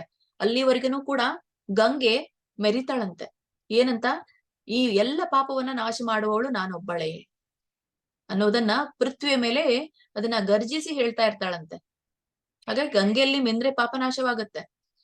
ಹಾಗಂತ ಹೇಳಿ ಏಕಾದಶಿ ಮಾಡಿದ್ರುನು ಈ ಗಂಗೆಯಲ್ಲಿ ಮಿಂದಷ್ಟು ಒಂದು ಪುಣ್ಯ ಫಲ ಸಿಗುತ್ತೆ ಅಂತ ಹೇಳ್ತಾರೆ. ಆದ್ರೆ ಗಂಗೆಗೆ ಅದೊಂದು ಗರ್ವ, ಈ ಒಂದು ಪ್ರಬೋಧಿನಿವರೆಗೂ ಕೂಡ ನಾನೇ ಪಾಪ ನಾಶ ಮಾಡುವವಳು ಅಂತ ಹೇಳಿ. ಅದರಂತೆ ಈ ಪುಷ್ಕರ ತೀರ್ಥವು ಎಲ್ಲ ಸಮುದ್ರಗಳು ಮತ್ತು ಪುಣ್ಯ ಸರೋವರಗಳು ಈ ಪ್ರಬೋಧಿನಿ ಏಕಾದಶಿ ಬಂದಿರುವುದಿಲ್ಲವೋ ಅದುವರೆಗೆ ನಾವೇ ಪುಣ್ಯವಂತರು ಎಂದು ತಮ್ಮ ಶ್ರೇಷ್ಠತ್ವವನ್ನು ಹೇಳ್ಕೊಳ್ತಾರೆ. ಅಲ್ಲಿವರೆಗೂ ಏನ್ ಮಾಡ್ತಾ ಇರ್ತಾರೆ? ಈ ಎಲ್ಲ ಪುಷ್ಕರ ತೀರ್ಥ, ಈ ತೀರ್ಥ ಕ್ಷೇತ್ರಗಳು ಎಲ್ಲೆಲ್ಲಿರುತ್ತೋ ಅಲ್ಲಿರುವಂತಹ ಹೊಂಡಗಳು, ತೀರ್ಥದ ಹೊಂಡಗಳನ್ನ ನೋಡಿದಾಗ ಆ ಹೊಂಡಗಳು ಆಗಿರ್ಬೋದು, ಸಮುದ್ರ ಆಗಿರ್ಬೋದು, ಪುಣ್ಯ ಸರೋವರಗಳಾಗಿರ್ಬೋದು, ಎಲ್ಲವೂ ಕೂಡ ಈ ಪ್ರಬೋಧಿನಿ ಬರೋವರೆಗೂ ಕೂಡ ನಾನೇ ಎಲ್ಲರಿಗೆ ಪುಣ್ಯವನ್ನ ಕೊಡುವಂಥವನು. ಗಂಗಾ ಏನ್ ಹೇಳ್ತಾಳೆ? ನಾನು ಪಾಪವನ್ನ ನಾಶ ಮಾಡುವಂಥವಳು. ಮತ್ತೆ ಉಳಿದೆಲ್ಲ ಪುಷ್ಕರ ತೀರ್ಥ, ಸಮುದ್ರ, ಪುಣ್ಯ ಸರೋವರಗಳ ಏನ್ ಹೇಳ್ತಾರೆ? ನಾನೇ ಪುಣ್ಯವನ್ನ ಕೊಡುವಂಥದ್ದು ಅಂತ ಹೇಳ್ತಾರೆ. ಅದು ಎಲ್ಲಿವರೆಗೂ? ಪ್ರಬೋಧಿನಿ ಏಕಾದಶಿ ಬರೋವರೆಗೂ ಕೂಡ. ಪ್ರಬೋಧಿನಿ ಏಕಾದಶಿ ಬಂದ್ಮೇಲೆ ಏನಾಗತ್ತೆ? ಈ ಪ್ರಬೋಧಿನಿ ಏಕಾದಶಿ ಒಂದು ಉಪವಾಸ ಮಾಡಿದರೆ ಒಬ್ಬ ಮನುಷ್ಯ ಏನೆಲ್ಲ ಒಂದು ಪ್ರಯೋಜನ ಪಡ್ಕೊಳ್ತಾನೆ ಅಂದ್ರೆ 1000 ಅಶ್ವಮೇಧ ಮತ್ತು 100 ರಾಜಸೂಯ ಯಜ್ಞ ಮಾಡಿದ ಫಲ ಅವನ್ಗೆ ದೊರೆಯುತ್ತೆ. ಈ ಯಾಗಗಳನ್ನ ಮಾಡುವಂತಹ ಯುಗ ನಮ್ಮದಲ್ಲ. ಆದ್ರೆ ಕೇವಲ ಈ ಒಂದು ಕಲಿಯುಗಕ್ಕೆ ಹೇಳಿ ಮಾಡಿಸಿರುವಂತದ್ದು ಈ ಏಕಾದಶಿ ವೃತ್ತ. ಅಶ್ವಮೇಧ ಯಾಗ ಮಾಡಿದಷ್ಟು, 1000 ಅಶ್ವಮೇಧ ಯಾಗ ಮಾಡಿದಷ್ಟು ಪುಣ್ಯ ಸಿಗುತ್ತೆ, 100 ರಾಜಸೂಯ ಯಜ್ಞ ಮಾಡಿದಷ್ಟು ಫಲ ನಮ್ಗೆ ದೊರಕುತ್ತೆ ಅಂತ ಇಲ್ಲಿ ಬ್ರಹ್ಮ ನಾರದರಿಗೆ ಹೇಳ್ತಾ ಇದ್ದಾರೆ. ಮತ್ತೆ ನಾರದರು ಕೇಳ್ತಾರೆ, ಪಿತಾಮಹನಾದ ಬ್ರಹ್ಮದೇವನೇ, ಈ ಪ್ರಬೋಧಿನಿ ಏಕಾದಶಿಯ ದಿವಸ ಒಂದು ವೇಳೆ ಭೋಜನ ಮಾಡಿದರೆ ಯಾವ ಫಲ ದೊರೆಯುತ್ತದೆ? ನಕ್ತ ಭೋಜನ ಮಾಡಿದರೆ ಎಷ್ಟು ಪುಣ್ಯ ಬರುವುದು ಎಂಬುದನ್ನು ನನಗೆ ಸವಿಸ್ತಾರವಾಗಿ ಹೇಳಿರಿ ಅಂತ ಹೇಳ್ತಾನೆ. ಅಂದ್ರೆ ಸಪೋಸ್ ಏನಾದ್ರೂ ನಾವು ಈ ಏಕಾದಶಿಯ ದಿನ ಒಂದು ಹೊತ್ತಿನ ಊಟವನ್ನು ಮಾಡಿದ್ವಿ ಅಂತ ಇಟ್ಕೊಳ್ರಿ, ಯಾವ ಫಲ ಸಿಗುತ್ತೆ? ಎಲ್ಲಾ ಏಕಾದಶಿಗೂ ಕೂಡ ಪೂರ್ಣ ನೀವು ಉಪವಾಸ ಇದ್ರೇನೆ ಅದಕ್ಕೆ ಸಿಗುತ್ತೆ. ಅಂದ್ರೆ ಅಲ್ಲಿ ಯಾವುದೇ ಆದಂತಹ ಗ್ರೇನ್ಸ್ ಅಂತ ಹೇಳ್ತೇವೆ, ಕಾಳುಗಳನ್ನ ತಿನ್ನೋ ಹಾಗಿಲ್ಲ. ಆದ್ರೆ ಈ ಒಂದು ಏಕಾದಶಿಯಲ್ಲಿ ಒಂದು ಹೊತ್ತಿನ ಭೋಜನ ಮಾಡಿದ್ರೆ ಏನ್ ಫಲ ಸಿಗುತ್ತೆ, ಮತ್ತೆ ನಕ್ತ ಭೋಜನ ಮಾಡಿದ್ರೆ ಏನ್ ಫಲ ಸಿಗುತ್ತೆ. ಇದಕ್ಕೆ ಏಕಭೋಕ್ತಂ ಅಂತ ಹೇಳ್ತಾರೆ. ಮುಂದೆ ಹೇಳ್ತಾರೆ ಈ ಏಕಭುಕ್ತನಾದರೆ, ಅಂದ್ರೆ ಏಕಭುಕ್ತ ಅಂತಂದ್ರೆ ಒಂದು ಹೊತ್ತು ಊಟ ಮಾಡುವವ ಅಂತ ಹೇಳ್ತಾರೆ ಏಕಭುಕ್ತ. ಆ ಏಕಭುಕ್ತನಾದವನು ಒಂದು ಜನ್ಮದಲ್ಲಿ ಏನವನು ಪಾಪ ಮಾಡಿರ್ತಾನೋ ಅದೆಲ್ಲ ನಾಶ ಆಗುತ್ತೆ. ಅಂದ್ರೆ ನಾನೀಗ ಈ ಜನ್ಮದಲ್ಲಿ ಪಾಪ ಮಾಡಿದ್ರೆ ಮುಂದಿನ ಜನ್ಮದಲ್ಲಿ ನನಗೆ ಈ ಜನ್ಮದ ಪಾಪ ಇರೋದಿಲ್ಲ. ನಾನು ನನಗೆ ಆ ಒಂದು ಏನ್ ಹೇಳ್ತೇವೆ, ಪ್ರಬುದ್ಧವಾದಂತಹ ಏಕಾದಶಿ, ಸಾರಿ ಪ್ರಬುದ್ಧ ಪಾಪ ಇರೋದಿಲ್ಲ ಅಂತ ಹೇಳಿ. ಪ್ರಬುದ್ಧ ಪಾಪ ಅಂತಂದ್ರೆ ಫಲೋನ್ಮುಖವಾದಂತಹ ಪಾಪ ಅಂತ ಹೇಳಿ, ಪ್ರಾರಬ್ಧ ಕರ್ಮ ಅಂತ ಹೇಳ್ತೀವಲ್ಲ, ಆ ಪ್ರಾರಬ್ಧ ಕರ್ಮ ಇರೋದಿಲ್ಲ. ಯಾಕಂದ್ರೆ ನನ್ಗೆ ಈ ಪ್ರಬೋಧಿನಿ ಏಕಾದಶಿ ಮಾಡಿರೋದ್ರಿಂದ ಈ ಜನ್ಮಗಳಲ್ಲಿ ಇರುವಂತಹ ಪಾಪ ಎಲ್ಲ ನಾಶ ಆಗಿರುತ್ತೆ ನನಗೆ, ಏನೇ ನೀನು ಪಾಪ ಮಾಡು. ಮತ್ತೆ ಈ ಒಂದು ಇನ್ನೊಂದು ನಕ್ತ ಭೋಜನ ಅಂತ ಹೇಳ್ತಾರೆ. ನಕ್ತ ಅಂತಂದ್ರೆ ಫುಲ್ ಎಲ್ಲನೂ ಕೂಡ ನಾವು ಉಪವಾಸ ಇರೋದು, ರಾತ್ರಿ ಮಾತ್ರ ಊಟವನ್ನ ಮಾಡೋದು. ಯೂಶುವಲಿ ಈ ಭಾರತ ದೇಶದಲ್ಲಿ ಎಲ್ಲ ಕಡೆಯೂ ಕೂಡ ವ್ರತ ಅಂದ ತಕ್ಷಣ ಸಂಕಷ್ಟಿ ವ್ರತ ಎಲ್ಲ ಮಾಡ್ತಾರೆ. ಪೂರ್ಣ ಡೇ ಎಲ್ಲ ಉಪವಾಸ ಇರ್ತಾರೆ. ರಾತ್ರಿ ಹೊತ್ತು ಅಡಿಗೆ ಮಾಡಿ ಪ್ರಸಾದವನ್ನ ನೈವೇದ್ಯ ಹಿಡಿದು ಅವರು ಆ ಪ್ರಸಾದವನ್ನ ತೆಗೆದುಕೊಳ್ತಾರೆ. ಇದಕ್ಕೆ ನಕ್ತ ವ್ರತ ಅಂತ ಹೇಳ್ತಾರೆ. ನಕ್ತ ಅಂತಂದ್ರೆ ಸಂಸ್ಕೃತದಲ್ಲಿ ಇರುವಂತಹ ಶಬ್ದ. ನಕ್ತ ಅಂತಂದ್ರೆ ನೈಟ್ ಅಂತ ಹೇಳಿ, ಅದನ್ನ ಕನ್ನಡದಲ್ಲಿ ರಾತ್ರಿ ಅಂತ ಕರೀತಾರೆ. ರಾತ್ರಿ ಹೊತ್ತು ಊಟ ಮಾಡುವಂಥದ್ದು ಅಂತ ಹೇಳಿ, ಅಂದ್ರೆ ರಾತ್ರಿವರೆಗೂ ಉಪವಾಸ ಇರೋದು ಅಂತ ಹೇಳ್ತಾರೆ. ರಾತ್ರಿ ಹೊತ್ತು ಊಟ ಮಾಡೋದಲ್ಲ, ರಾತ್ರಿವರೆಗೂ ಕೂಡ ಉಪವಾಸ ಮಾಡೋದು ಅಂತ ಹೇಳಿ. ಸೊ ಈ ಒಂದು ರಾತ್ರಿ ಹೊತ್ತು ವರೆಗೂ ಉಪವಾಸ ಮಾಡಿದ್ರೆ ಏನಾಗುತ್ತೆ, 2 ಜನ್ಮಗಳ ಪಾಪ ನಾಶವಾಗುತ್ತೆ ಅಂತ ಹೇಳ್ತಾರೆ. ಒಂದು ಹೊತ್ತು ಊಟ ಮಾಡಿದ್ರೆ ಒಂದು ಜನ್ಮದ ಪಾಪ, ರಾತ್ರಿ ವೇಳೆ ನಾವು ಊಟ ಮಾಡಿದ್ರೆ ರಾತ್ರಿವರೆಗೂ ಕೂಡ ನಾವು ಉಪವಾಸ ಇದ್ರೆ 2 ಜನ್ಮದ ಪಾಪ. ಹಾಗಾದ್ರೆ ನಾವು ಉಪವಾಸ ಮಾಡಿದ್ರೆ ಎಷ್ಟು ನಮ್ಗೆ ಇದರಿಂದ ಪ್ರಯೋಜನ ಸಿಗ್ಬಾರ್ದು. ನಾವು ಉಪವಾಸ ಮಾಡಿದ್ರೆ 7 ಜನ್ಮಗಳು, ಅಂದ್ರೆ ಒಬ್ಬ ವ್ಯಕ್ತಿ 7 ಜನ್ಮ ಪಡಿತಾನಂತೆ. 84 ಲಕ್ಷ ಜೀವರಾಶಿಗಳಲ್ಲಿ ನಾವು ಎಷ್ಟು ಜನ್ಮ ಪಡಿತೀವೋ ಗೊತ್ತಿಲ್ಲ, ಆದ್ರೆ ಒಬ್ಬ ವ್ಯಕ್ತಿ 7 ಜನ್ಮಗಳವರೆಗೂ ಏನು ಮಾಡಿದಂತಹ ಪಾಪ ಇರುತ್ತೋ ಅದೆಲ್ಲ ನಾಶವಾಗುತ್ತಂತೆ ಉಪವಾಸವನ್ನ ಮಾಡಿದ್ರೆ. ಹಾಗಾಗಿ ಇಲ್ಲಿ ಒಂದು ಉಲ್ಲೇಖ ಇದೆ, ದುಗ್ಧ ಮಾಶ್ಚಯಂಜಿ ತ್ಯಾಜಂ ಕಾರ್ತಿಕೇ ದ್ವಿದಲಂ ತ್ಯಜೇತ್ ಅಂತ ಹೇಳಿ. ಎಲೆ ಮಗನಾದ ನಾರದ ಬ್ರಹ್ಮ ಹೇಳ್ತಾ ಇದ್ದಾರೆ, ಈ ಪ್ರಬೋಧಿನಿ ಏಕಾದಶಿಯು ಅತ್ಯಂತ ದುರ್ಲಭ, ಯಾರಿಗೂ ಸಿಗೋದಿಲ್ಲ ಮಾಡ್ಲಿಕ್ಕೆ, ವರ್ಷಕ್ಕೊಮ್ಮೆ ಬರುವಂತದ್ದು ಮತ್ತು ಅಪ್ರಾಪ್ಯ ಇರುವಂತಹ ಫಲವನ್ನ ದೊರಕಿಸಿಕೊಡುತ್ತದೆ. ಅಪ್ರಾಪ್ಯ ಅಂದ್ರೆ ನಾವು ಯೋಚನೆ ಮಾಡದೇ ಇರುವಂತಹ, ನಮ್ಗೆ ಕೈಗೆ ನಿಲುಕದೇ ಇರುವಂತದ್ದು ಅಪ್ರಾಪ್ಯ ಅಂತ ಹೇಳ್ತಾರೆ. ಕೈಗೆ ನಿಲುಕದೇ ಇರುವಂತಹ ಫಲ ಸಿಗುತ್ತೆ ನಮ್ಗೆ. 3 ಲೋಕದಲ್ಲಿ ದೊರೆಯದಂತಹ ವರ ಈ ಏಕಾದಶಿಯನ್ನ ಮಾಡೋದ್ರಿಂದ ಸಿಗುತ್ತೆ. ಈ 3 ಲೋಕಗಳಲ್ಲಿ ಎಲ್ಲಿ ಕಂಡಿದೀವಿ ನಾವು 3 ಲೋಕಗಳನ್ನ? ಕೇವಲ ಈ ಪೃಥ್ವಿಯಲ್ಲಿ ಇದ್ಕೊಂಡು ನಮ್ಗೆ ಈ ಏಕಾದಶಿ ವ್ರತವನ್ನ ಮಾಡೋದ್ರಿಂದ ಈ 3 ಲೋಕಗಳಲ್ಲಿ ಸಿಗುವಂತಹ ಫಲ ನಮ್ಗೆ ಸಿಗುತ್ತೆ ಅಂತ ಹೇಳ್ತಾರೆ. ಮತ್ತೆ ನಮ್ಗೆ ಬೇಡಿದಂತಹ ಫಲವನ್ನ ಕೊಡುವಂಥದ್ದು ಈ ಒಂದು ಏಕಾದಶಿ. ಮತ್ತೆ ಎಷ್ಟು ಎಷ್ಟು ಇದು ಒಂದು ನಮ್ಗೆ ವರವನ್ನ ಕೊಡುತ್ತೆ, ಎಷ್ಟು ಫಲವನ್ನ ಕೊಡುತ್ತೆ ಅಂದ್ರೆ, ಈ ಮೇರು ಪರ್ವತದಷ್ಟು ನಮ್ಮ ಪಾಪ ಇರುತ್ತೆ. ಆ ಮೇರು ಪರ್ವತದಷ್ಟು ಪಾಪ ಇದ್ದರೂ ಈ ಎಲ್ಲ ಪಾಪಗಳು ಕೂಡ ಈ ಪ್ರಬೋಧಿನಿ ಏಕಾದಶಿಯ ದಿನದಂದು ಉಪವಾಸ ಮಾಡಿದ್ರೆ ಅದು ಭಸ್ಮವಾಗತ್ತೆ ಅಂತ ಹೇಳ್ತಾರೆ. ಮತ್ತೆ 1000 ಜನ್ಮದಲ್ಲಿ ಮಾಡಿದ ಪಾಪಗಳು ಪ್ರಬೋಧಿನಿ ಏಕಾದಶಿಯ ದಿನ ರಾತ್ರಿ ಜಾಗರಣೆ ಮಾಡಿದ್ರೆ ಹತ್ತಿ ಹೇಗೆ ಒಂದು ಕ್ಷಣದಲ್ಲಿ ಸುಟ್ಟು ಭಸ್ಮವಾಗುವುದೋ ಹಾಗೆ ಸಹಜವಾಗಿ ಸುಟ್ಟು ಭಸ್ಮವಾಗುತ್ತದೆ. ಇಲ್ಲಿ ಒಂದು ಸಾದೃಶ್ಯ ಕೊಟ್ಟಿದ್ದಾರೆ. ಈಗ ಒಂದು ಹತ್ತಿನ ಸುಟ್ಬಿಟ್ರೆ ಎಷ್ಟು ಬೇಗ ಸುಟ್ಟು ಹೋಗುತ್ತೆ, ಹಾಗೆ ನಾವು 1000 ಜನ್ಮದಲ್ಲಿ ಮಾಡಿದಂತಹ ಪಾಪ ಕ್ಷಣಾರ್ಧದಲ್ಲಿ, ಇದು ಕೇವಲ ಒಂದೇ ದಿನದಲ್ಲಿ ಆ ಒಂದು ಏಕಾದಶಿ ಮಾಡೋದ್ರಿಂದ ಸುಟ್ಟು ಭಸ್ಮ ಆಗತ್ತೆ ಅಂತ ಹೇಳ್ತಾರೆ. ಯಾಕೆ ಅಂತಂದ್ರೆ, ಈಗ 13 ವರ್ಷದ ಮಗು 13 ವರ್ಷ ಆಗಿ 13 ವರ್ಷ ಮುಗಿದು 14ನೇ ವರ್ಷದಕ್ಕೆ ಕಾಲಿಟ್ಟಾಗ ಒಂದು ದಿನ ಅವನು 10 ಜನ್ಮಕ್ಕಾಗುವಷ್ಟು ಪಾಪ ಮಾಡ್ತಾನಂತೆ. ಹಾಗಾದ್ರೆ ಕೇವಲ ಒಂದು ದಿನಕ್ಕೆ, ಅಂದ್ರೆ 13 ವರ್ಷದವರೆಗೂ ಕೂಡ ಪಾಪದ ಲೆಕ್ಕ ಇರೋದಿಲ್ಲ ಯಮನಿಗೆ. ಇದು ಒಂದು ಹಿಂದೆ ಕಥೆ ಇದೆ, ಅದನ್ನು ಹೇಳ್ತೀನಿ ಅಂತ ಹೇಳಿದೀನಿ. ಸಮಯ ಸಿಕ್ಕಾಗ ನಾನು ಅದನ್ನ ಹೇಳ್ತೀನಿ. ಹೇಗೆ ಇದು ಒಂದು ಚಿಕ್ಕ ಮಕ್ಕಳಿಗೆ 13 ವರ್ಷದವರೆಗೆ ಯಾಕೆ ಪಾಪ ಏನೇ ಮಾಡಿದ್ರು ಕೂಡ ಪಾಪ ಇಲ್ಲ ಅವರಿಗೆ, ಪಾಪ ಇಲ್ಲ. 13ನೇ ವರ್ಷ 14ನೇ ವರ್ಷ ಬಂತು ಅಂದ್ರೆ ಅವ್ರಿಗೆ ಪಾಪ ಪ್ರಾರಂಭ ಆಗತ್ತೆ. ಒಂದು ದಿನಕ್ಕೆ 10 ಜನ್ಮಕ್ಕಾಗುವಷ್ಟು ಅವನು ಪಾಪ ಮಾಡಿದ್ರೆ ಯೋಚನೆ ಮಾಡಿ ನಾವು ಎಷ್ಟು ಪಾಪಗಳನ್ನ ಮಾಡಿರ್ಬೋದು. ಹಾಗಾಗಿ ನಮ್ಮ ಪಾಪಗಳು ಸುಟ್ಟು ಭಸ್ಮ ಆದಾಗ ಮಾತ್ರ ನಾವು ಆಧ್ಯಾತ್ಮಿಕದಲ್ಲಿ ಮುಂದುವರಿಲಿಕ್ಕೆ ಸಾಧ್ಯ ಆಗತ್ತೆ. ಅದಕ್ಕಾಗಿ ಇವೆಲ್ಲ ಏಕಾದಶಿಗಳು ಕೂಡ ನಮ್ಮ ಪಾಪವನ್ನ ನಷ್ಟ ಮಾಡಿ ನಮ್ಮನ್ನ ಆಧ್ಯಾತ್ಮಿಕದಲ್ಲಿ ಮುಂದುವರಿಸಲಿಕ್ಕೆ ಇರುವಂತಹ ಒಂದು ಸಾಧನಗಳು ಅಂತ. ಹೀಗೆ ನಾರದ ಹೇಳ್ತಾರೆ, ಬ್ರಹ್ಮ ನಾರದರಿಗೆ, ಹೇ ಮುನಿಶ್ರೇಷ್ಠ, ಯಾವ ಮನುಷ್ಯ ಈ ಪ್ರಬೋಧಿನಿ ಏಕಾದಶಿಯ ಉಪವಾಸ ಮನಸ್ಸಿನಿಂದ ಮಾಡ್ತಾನೋ ಅವನು ಸಂಪೂರ್ಣ ಫಲವನ್ನ ಪಡಿತಾನೆ. ಮತ್ತೆ ಆ ಫಲ ಹೇಗಿರುತ್ತಂದ್ರೆ ಮೇರು ಪರ್ವತದಷ್ಟು ಪಾಪ ಇದ್ರೆ ಮೇರು ಪರ್ವತದಷ್ಟು ಪುಣ್ಯ ಬೆಳೆಯುತ್ತೆ ಅಂತ ಹೇಳ್ತಾರೆ. ಹೀಗೆ ಯಾರು ಇದನ್ನ ವಿಧಿವಿಧಾನಗಳೊಂದಿಗೆ ಮಾಡ್ತಾನೋ ಅವನಿಗೆ ಅದರ ಫಲ ಸಿಗುತ್ತೆ. ಯಾರು ವಿಧಿವಿಧಾನದಿಂದ ಮಾಡೋದಿಲ್ವೋ ಅವ್ರಿಗೆ ಇದರ ಫಲ ಸಿಗೋದಿಲ್ಲ ಅಂತ ಹೇಳ್ತಾರೆ. ಯಾವ ಮನುಷ್ಯ ಕೇವಲ ಈ ಪ್ರಬೋಧಿನಿ ಏಕಾದಶಿ ಉಪವಾಸದ ಚಿಂತನೆ ಮಾಡುವನೋ, ಅಂದ್ರೆ ನಾನು ಅನ್ಕೊಳ್ತೇನೆ ಪ್ರಬೋಧಿನಿ ಏಕಾದಶಿ ದಾಮೋದರ ಮಾಸದಂದು ಬಂದಿರುವಂತದ್ದು, ನಾನು ಏಕಾದಶಿ ಉಪವಾಸವನ್ನ ಮಾಡ್ತೀನಿ ಅನ್ನುವಂಥದ್ದು ಯೋಚನೆ ಮಾಡಿದ್ರೂ ಕೂಡ ಅವನಿಗೆ ಇದರ ಲಾಭ ಸಿಗುತ್ತೆ ಅಂತ ಹೇಳ್ತಾರೆ. ಅವನು 100 ಜನ್ಮದಲ್ಲಿಯ ಪಾತಕಗಳ ನಾಶವಾಗುತ್ತೆ ಅಂತ ಹೇಳ್ತಾರೆ. ಕೇವಲ ಅವನು ಚಿಂತನೆ ಮಾಡೋದ್ರಿಂದ, ಕೇವಲ ಯೋಚನೆ ಮಾಡಿರೋದ್ರಿಂದಾನೇ ಅವನ ಪಾಪ ನಾಶವಾಗುತ್ತೆ. ಮತ್ತೆ ಈ ಪ್ರಬೋಧಿನಿ ಏಕಾದಶಿ ದಿನದಿಂದ ಜಾಗರಣೆ ಮಾಡೋದ್ರಿಂದ ನಮ್ಮ ಪಿತೃಗಳು ಏನಾದ್ರೂ ಅವರು ಪೂರ್ವ ಕರ್ಮದಿಂದ ಏನಾದ್ರೂ ಅವ್ರು ನರಕದಲ್ಲಿ ಇದ್ರೆ ಅದರಿಂದನೂ ಕೂಡ ಅವರು ಮುಕ್ತರಾಗಿ ವಿಷ್ಣು ಲೋಕ ಪ್ರಾಪ್ತ ಆಗತ್ತಂತೆ. ಕೇವಲ ಏಕಾದಶಿ ಮಾಡೋದ್ರಿಂದ ನಮ್ಮ ಒಂದು ಪಾಪವನ್ನ ಕಳಿಯೋದಲ್ದೆ ನಾವು ಪಿತೃಗಳಿಗೆ, ನಮ್ಮ ಹಿಂದಿನ ಪಿತೃಗಳು ಯಾರು ನಮ್ಮ ತಾತ ಮುತ್ತಾತ ಅವ್ರ ತಾತ ಯಾರ್ಯಾರಿದ್ರು ಅವ್ರು ಯಾರಾದ್ರೂ ನರಕದಲ್ಲಿ ಇದ್ರೆ ಅದು ಕೂಡ ಮುಕ್ತಿ ಅವರು ವಿಷ್ಣು ಲೋಕಕ್ಕೆ ಹೋಗ್ತಾರೆ ಅಂತ ಹೇಳ್ತಾರೆ, ಕೇವಲ ಈ ಒಂದು ಏಕಾದಶಿಯನ್ನ ಮಾಡೋದ್ರಿಂದ. ಹೀಗೆ ಪ್ರಬೋಧಿನಿ ಏಕಾದಶಿ ಬ್ರಹ್ಮ ಹತ್ಯಾ ಪಾಪವನ್ನು ಕೂಡ ನಾಶ ಮಾಡುತ್ತೆ. ಮತ್ತೆ ಬ್ರಾಹ್ಮಣರಿಗೆ ಈ ಅಶ್ವಮೇಧ ಯಜ್ಞವನ್ನ ಮಾಡಿದ್ರು ಯಾವ ಫಲವು ಸಿಗುವುದಿಲ್ವೋ ಆ ಫಲ ಕೇವಲ ಪ್ರಬೋಧಿನಿ ಏಕಾದಶಿಯ ದಿನ ಜಾಗರಣೆ ಮಾಡಿದ ಮಾತ್ರದಿಂದ ನಮ್ಗೆ ಸರಳವಾಗಿ ಲಭ್ಯವಾಗುತ್ತೆ ಅಂತ ಹೇಳ್ತಾರೆ. ಮತ್ತೆ ಈ ಒಂದು ಏಕಾದಶಿಯ ಫಲ ಈ ಎಲ್ಲಾ ತೀರ್ಥಗಳಲ್ಲಿ, ಸರ್ವ ತೀರ್ಥದಲ್ಲಿ ನಾವು ಸ್ನಾನ ಮಾಡಿದ್ರೂ ಕೂಡ ನಮ್ಗೆ ಸಿಗದೇ ಇರುವಂತಹ ಫಲ ಇದರಿಂದ ಸಿಗುತ್ತೆ. ಮತ್ತೆ ತೀರ್ಥಗಳಲ್ಲಿ ಸ್ನಾನ ಮಾಡಿರುವಂತದ್ದು, ಗೋದಾನ, ಸುವರ್ಣದಾನ, ಈ ಒಂದು ಭೂಮಿಯನ್ನ ಯಾರಿಗಾದ್ರೂ ನಾವು ದಾನವಾಗಿ ಕೊಟ್ಟಿದ್ರೆ ಇಂಥ ಎಲ್ಲ ದಾನಗಳ ಫಲ ನಮ್ಗೆ ಕೇವಲ ಈ ಪ್ರಬೋಧಿನಿ ಏಕಾದಶಿ ಮಾಡೋದ್ರಿಂದ ಸಿಗುತ್ತೆ. ಹೀಗೆ ನಾರದ ಯಾವನು ಈ ಪ್ರಬೋಧಿನಿ ಏಕಾದಶಿ ವ್ರತ ಮಾಡುತ್ತಾನೋ ಅವನು ಪುಣ್ಯವಂತರು ಜನಿಸುವರು. ಹಾಗೂ ಪ್ರಬೋಧಿನಿ ಏಕಾದಶಿ ವ್ರತವನ್ನು ನಿಷ್ಠೆಯಿಂದ ಮಾಡಿದ್ರೆ ಅವನ ಮನೆಯಲ್ಲಿ 3 ಲೋಕದಲ್ಲಿ ಎಲ್ಲ ತೀರ್ಥಗಳು ವಾಸ ಮಾಡುತ್ತವೆ ಅಂತ ಹೇಳ್ತಾರೆ. ಯಾರು ನಿಷ್ಠೆಯಿಂದ ಮಾಡ್ತಾರೋ 3 ಲೋಕಗಳಲ್ಲಿ, ಈ ಭುವರ್ಲೋಕ, ಭೂರ್ಲೋಕ ಮತ್ತೆ ಪಾತಾಳ ಲೋಕ, ಈ 3 ಲೋಕಗಳಲ್ಲಿ ಎಷ್ಟೆಷ್ಟು ತೀರ್ಥಗಳಿದೆಯೋ ಎಲ್ಲವೂ ಕೂಡ ಈ ಇದರಿಂದ ಮಾತ್ರ ನಮ್ಗೆ, ಈ ಒಂದು ವ್ರತದಿಂದ ಮಾತ್ರ ನಮ್ಗೆ ಲಭ್ಯವಾಗುತ್ತೆ ಅಂತ ಹೇಳ್ತಾರೆ. ಅಂದ್ರೆ ತೀರ್ಥಗಳಲ್ಲಿ ವಾಸ ಮಾಡಿದ ಒಂದು ಲಾಭ ನಮ್ಗೆ ಸಿಗುತ್ತೆ. ಮತ್ತೆ ಯಾರು ಈ ಚಕ್ರಧಾರಿಯಾದಂತ ವಿಷ್ಣು ಪ್ರಸನ್ನ ಆಗ್ಬೇಕಾದ್ರೆ ಅವರು ಈ ಒಂದು ಪ್ರಬೋಧಿನಿ ಅಂತಂದ್ರೆ ಇಲ್ಲಿ ಹರಿಬೋಧಿನಿ ಅಂತ ಹೇಳ್ತಾರೆ. ಪ್ರಬೋಧಿನಿ ಅಂದ್ರೆ ಬೋಧನೆ, ಈ ಒಂದು ಹರಿಪ್ರವಚನವನ್ನ ಕೊಟ್ಟ ಹಾಗೆ ಈ ಒಂದು ಏಕಾದಶಿ ದಿನದಂದು. ಹಾಗಾಗಿ ಅದಕ್ಕಾಗಿ ಹರಿಪ್ರಬೋಧಿನಿ ಏಕಾದಶಿ ವ್ರತ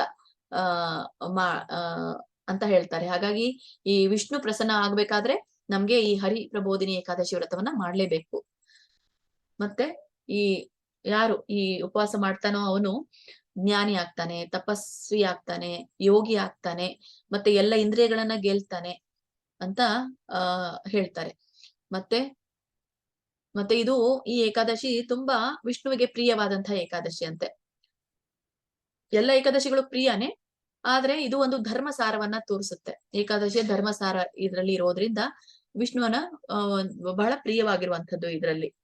ಅದರಿಂದ ಯಾಕಂದ್ರೆ ಇಲ್ಲಿ ಭೀಷ್ಮನಿಗೆ ಧರ್ಮ ಬೋಧನೆಯನ್ನ ಭೀಷ್ಮ ಧರ್ಮ ಬೋಧನೆಯನ್ನ ಮಾಡಿರುವಂತದ್ದು ಯುಧಿಷ್ಠಿರನಿಗೆ, ಹಾಗಾಗಿ ತುಂಬಾ ಪ್ರಿಯವಾದಂಥದ್ದು. ಅದರಿಂದ ಈ ಏಕಾದಶಿಗೆ ಒಮ್ಮೆಯಾದರೂ ಉಪವಾಸ ಮಾಡಿದರೆ ಆ ಮನುಷ್ಯ ಮುಕ್ತಿಗೆ ಪಾತ್ರನಾಗ್ತಾನೆ. ಮತ್ತೆ ಮನುಷ್ಯ ಪುನರ್ಜನ್ಮ ತಾಳೋದಿಲ್ಲ. ಮತ್ತೆ ಈ ಒಂದು ಏಕಾದಶಿಯ ಜಾಗರಣೆ ಮಾಡೋದ್ರಿಂದ ಕಾಯ ವಾಚ ಮನಸ ಮಾಡಿರುವ ಎಲ್ಲಾ ಪಾಪಗಳ ನಾಶವಾಗುತ್ತೆ. ಮತ್ತೆ ಸ್ವತಃ ಪರಮಾತ್ಮನಾದ ಗೋವಿಂದಾನೇ ಈ ಪಾಪಗಳನ್ನ ನಾಶ ಮಾಡ್ತಾನೆ ಅಂತ ಹೇಳ್ತಾರೆ. ಮತ್ತೆ ಯಾರು ಇರೋದಿಲ್ಲ, ಸ್ವತಃ ಅವನೇ ನಾಶ ಮಾಡ್ತಾನೆ. ಹೇ ನಾರದ, ಈ ಏಕಾದಶಿ ದಿವಸ ಮನುಷ್ಯ ಜನಾರ್ದನನ ಪ್ರೀತ್ಯರ್ಥ ಸ್ನಾನದಾನಗಳನ್ನು ಮತ್ತು ಜಪತಪ ಹೋಮಾದಿಗಳನ್ನು ಮಾಡುತ್ತಾನೋ ಅವನು ಅಕ್ಷಯನಾಗುತ್ತಾನೆ. ಕ್ಷಯ ಅಂದ್ರೆ ನಾಶ ಆಗೋದಿಲ್ಲ, ಕ್ಷಯ ಅಂದ್ರೆ ನಾಶವಾಗೋದು, ಅಕ್ಷಯ ಅಂದ್ರೆ ನಾಶವಾಗದೇ ಇರುವಂತದ್ದು. ಹಾಗಾಗಿ ಜನನ ಅರ್ಧನ ಅಂತ ಹೇಳ್ತಾರೆ. ಜನಾರ್ದನ ಅಂದ್ರೆ ಜನನ ಅರ್ಧನ. ಜನನ ಅರ್ಧನ ಅಂತಂದ್ರೆ ಜನನವನ್ನ ನಾವು ಪಡೆದೇ ಇರುವಂತದ್ದು, ಜನನವನ್ನೇನೆ ನಾಶ ಮಾಡುವಂತದ್ದು. ಅಂದ್ರೆ ಮತ್ತೆ ಹುಟ್ಟಿ ಬರೋದಿಲ್ಲ ಅಂತ, ಮತ್ತೆ ನಮ್ಗೆ ಜನನ ಇಲ್ಲ ಅಂತ. ಹೀಗೆ ಜನನಗಳ ಅರ್ಧನವನ್ನ ಮಾಡುವಂತವನು ಜನಾರ್ದನ, ಅವನು ಸಂತುಷ್ಟನಾಗ್ತಾನೆ ಅಂತ ಹೇಳ್ತಾರೆ. ಹೀಗೆ ಆ ವ್ಯಕ್ತಿ ವಿಷ್ಣು ಲೋಕವನ್ನೇ ಹೋಗ್ತಾನೆ, ವಿಷ್ಣು ಅವನಿಗೆ ಪ್ರಾಪ್ತ ಆಗತ್ತೆ.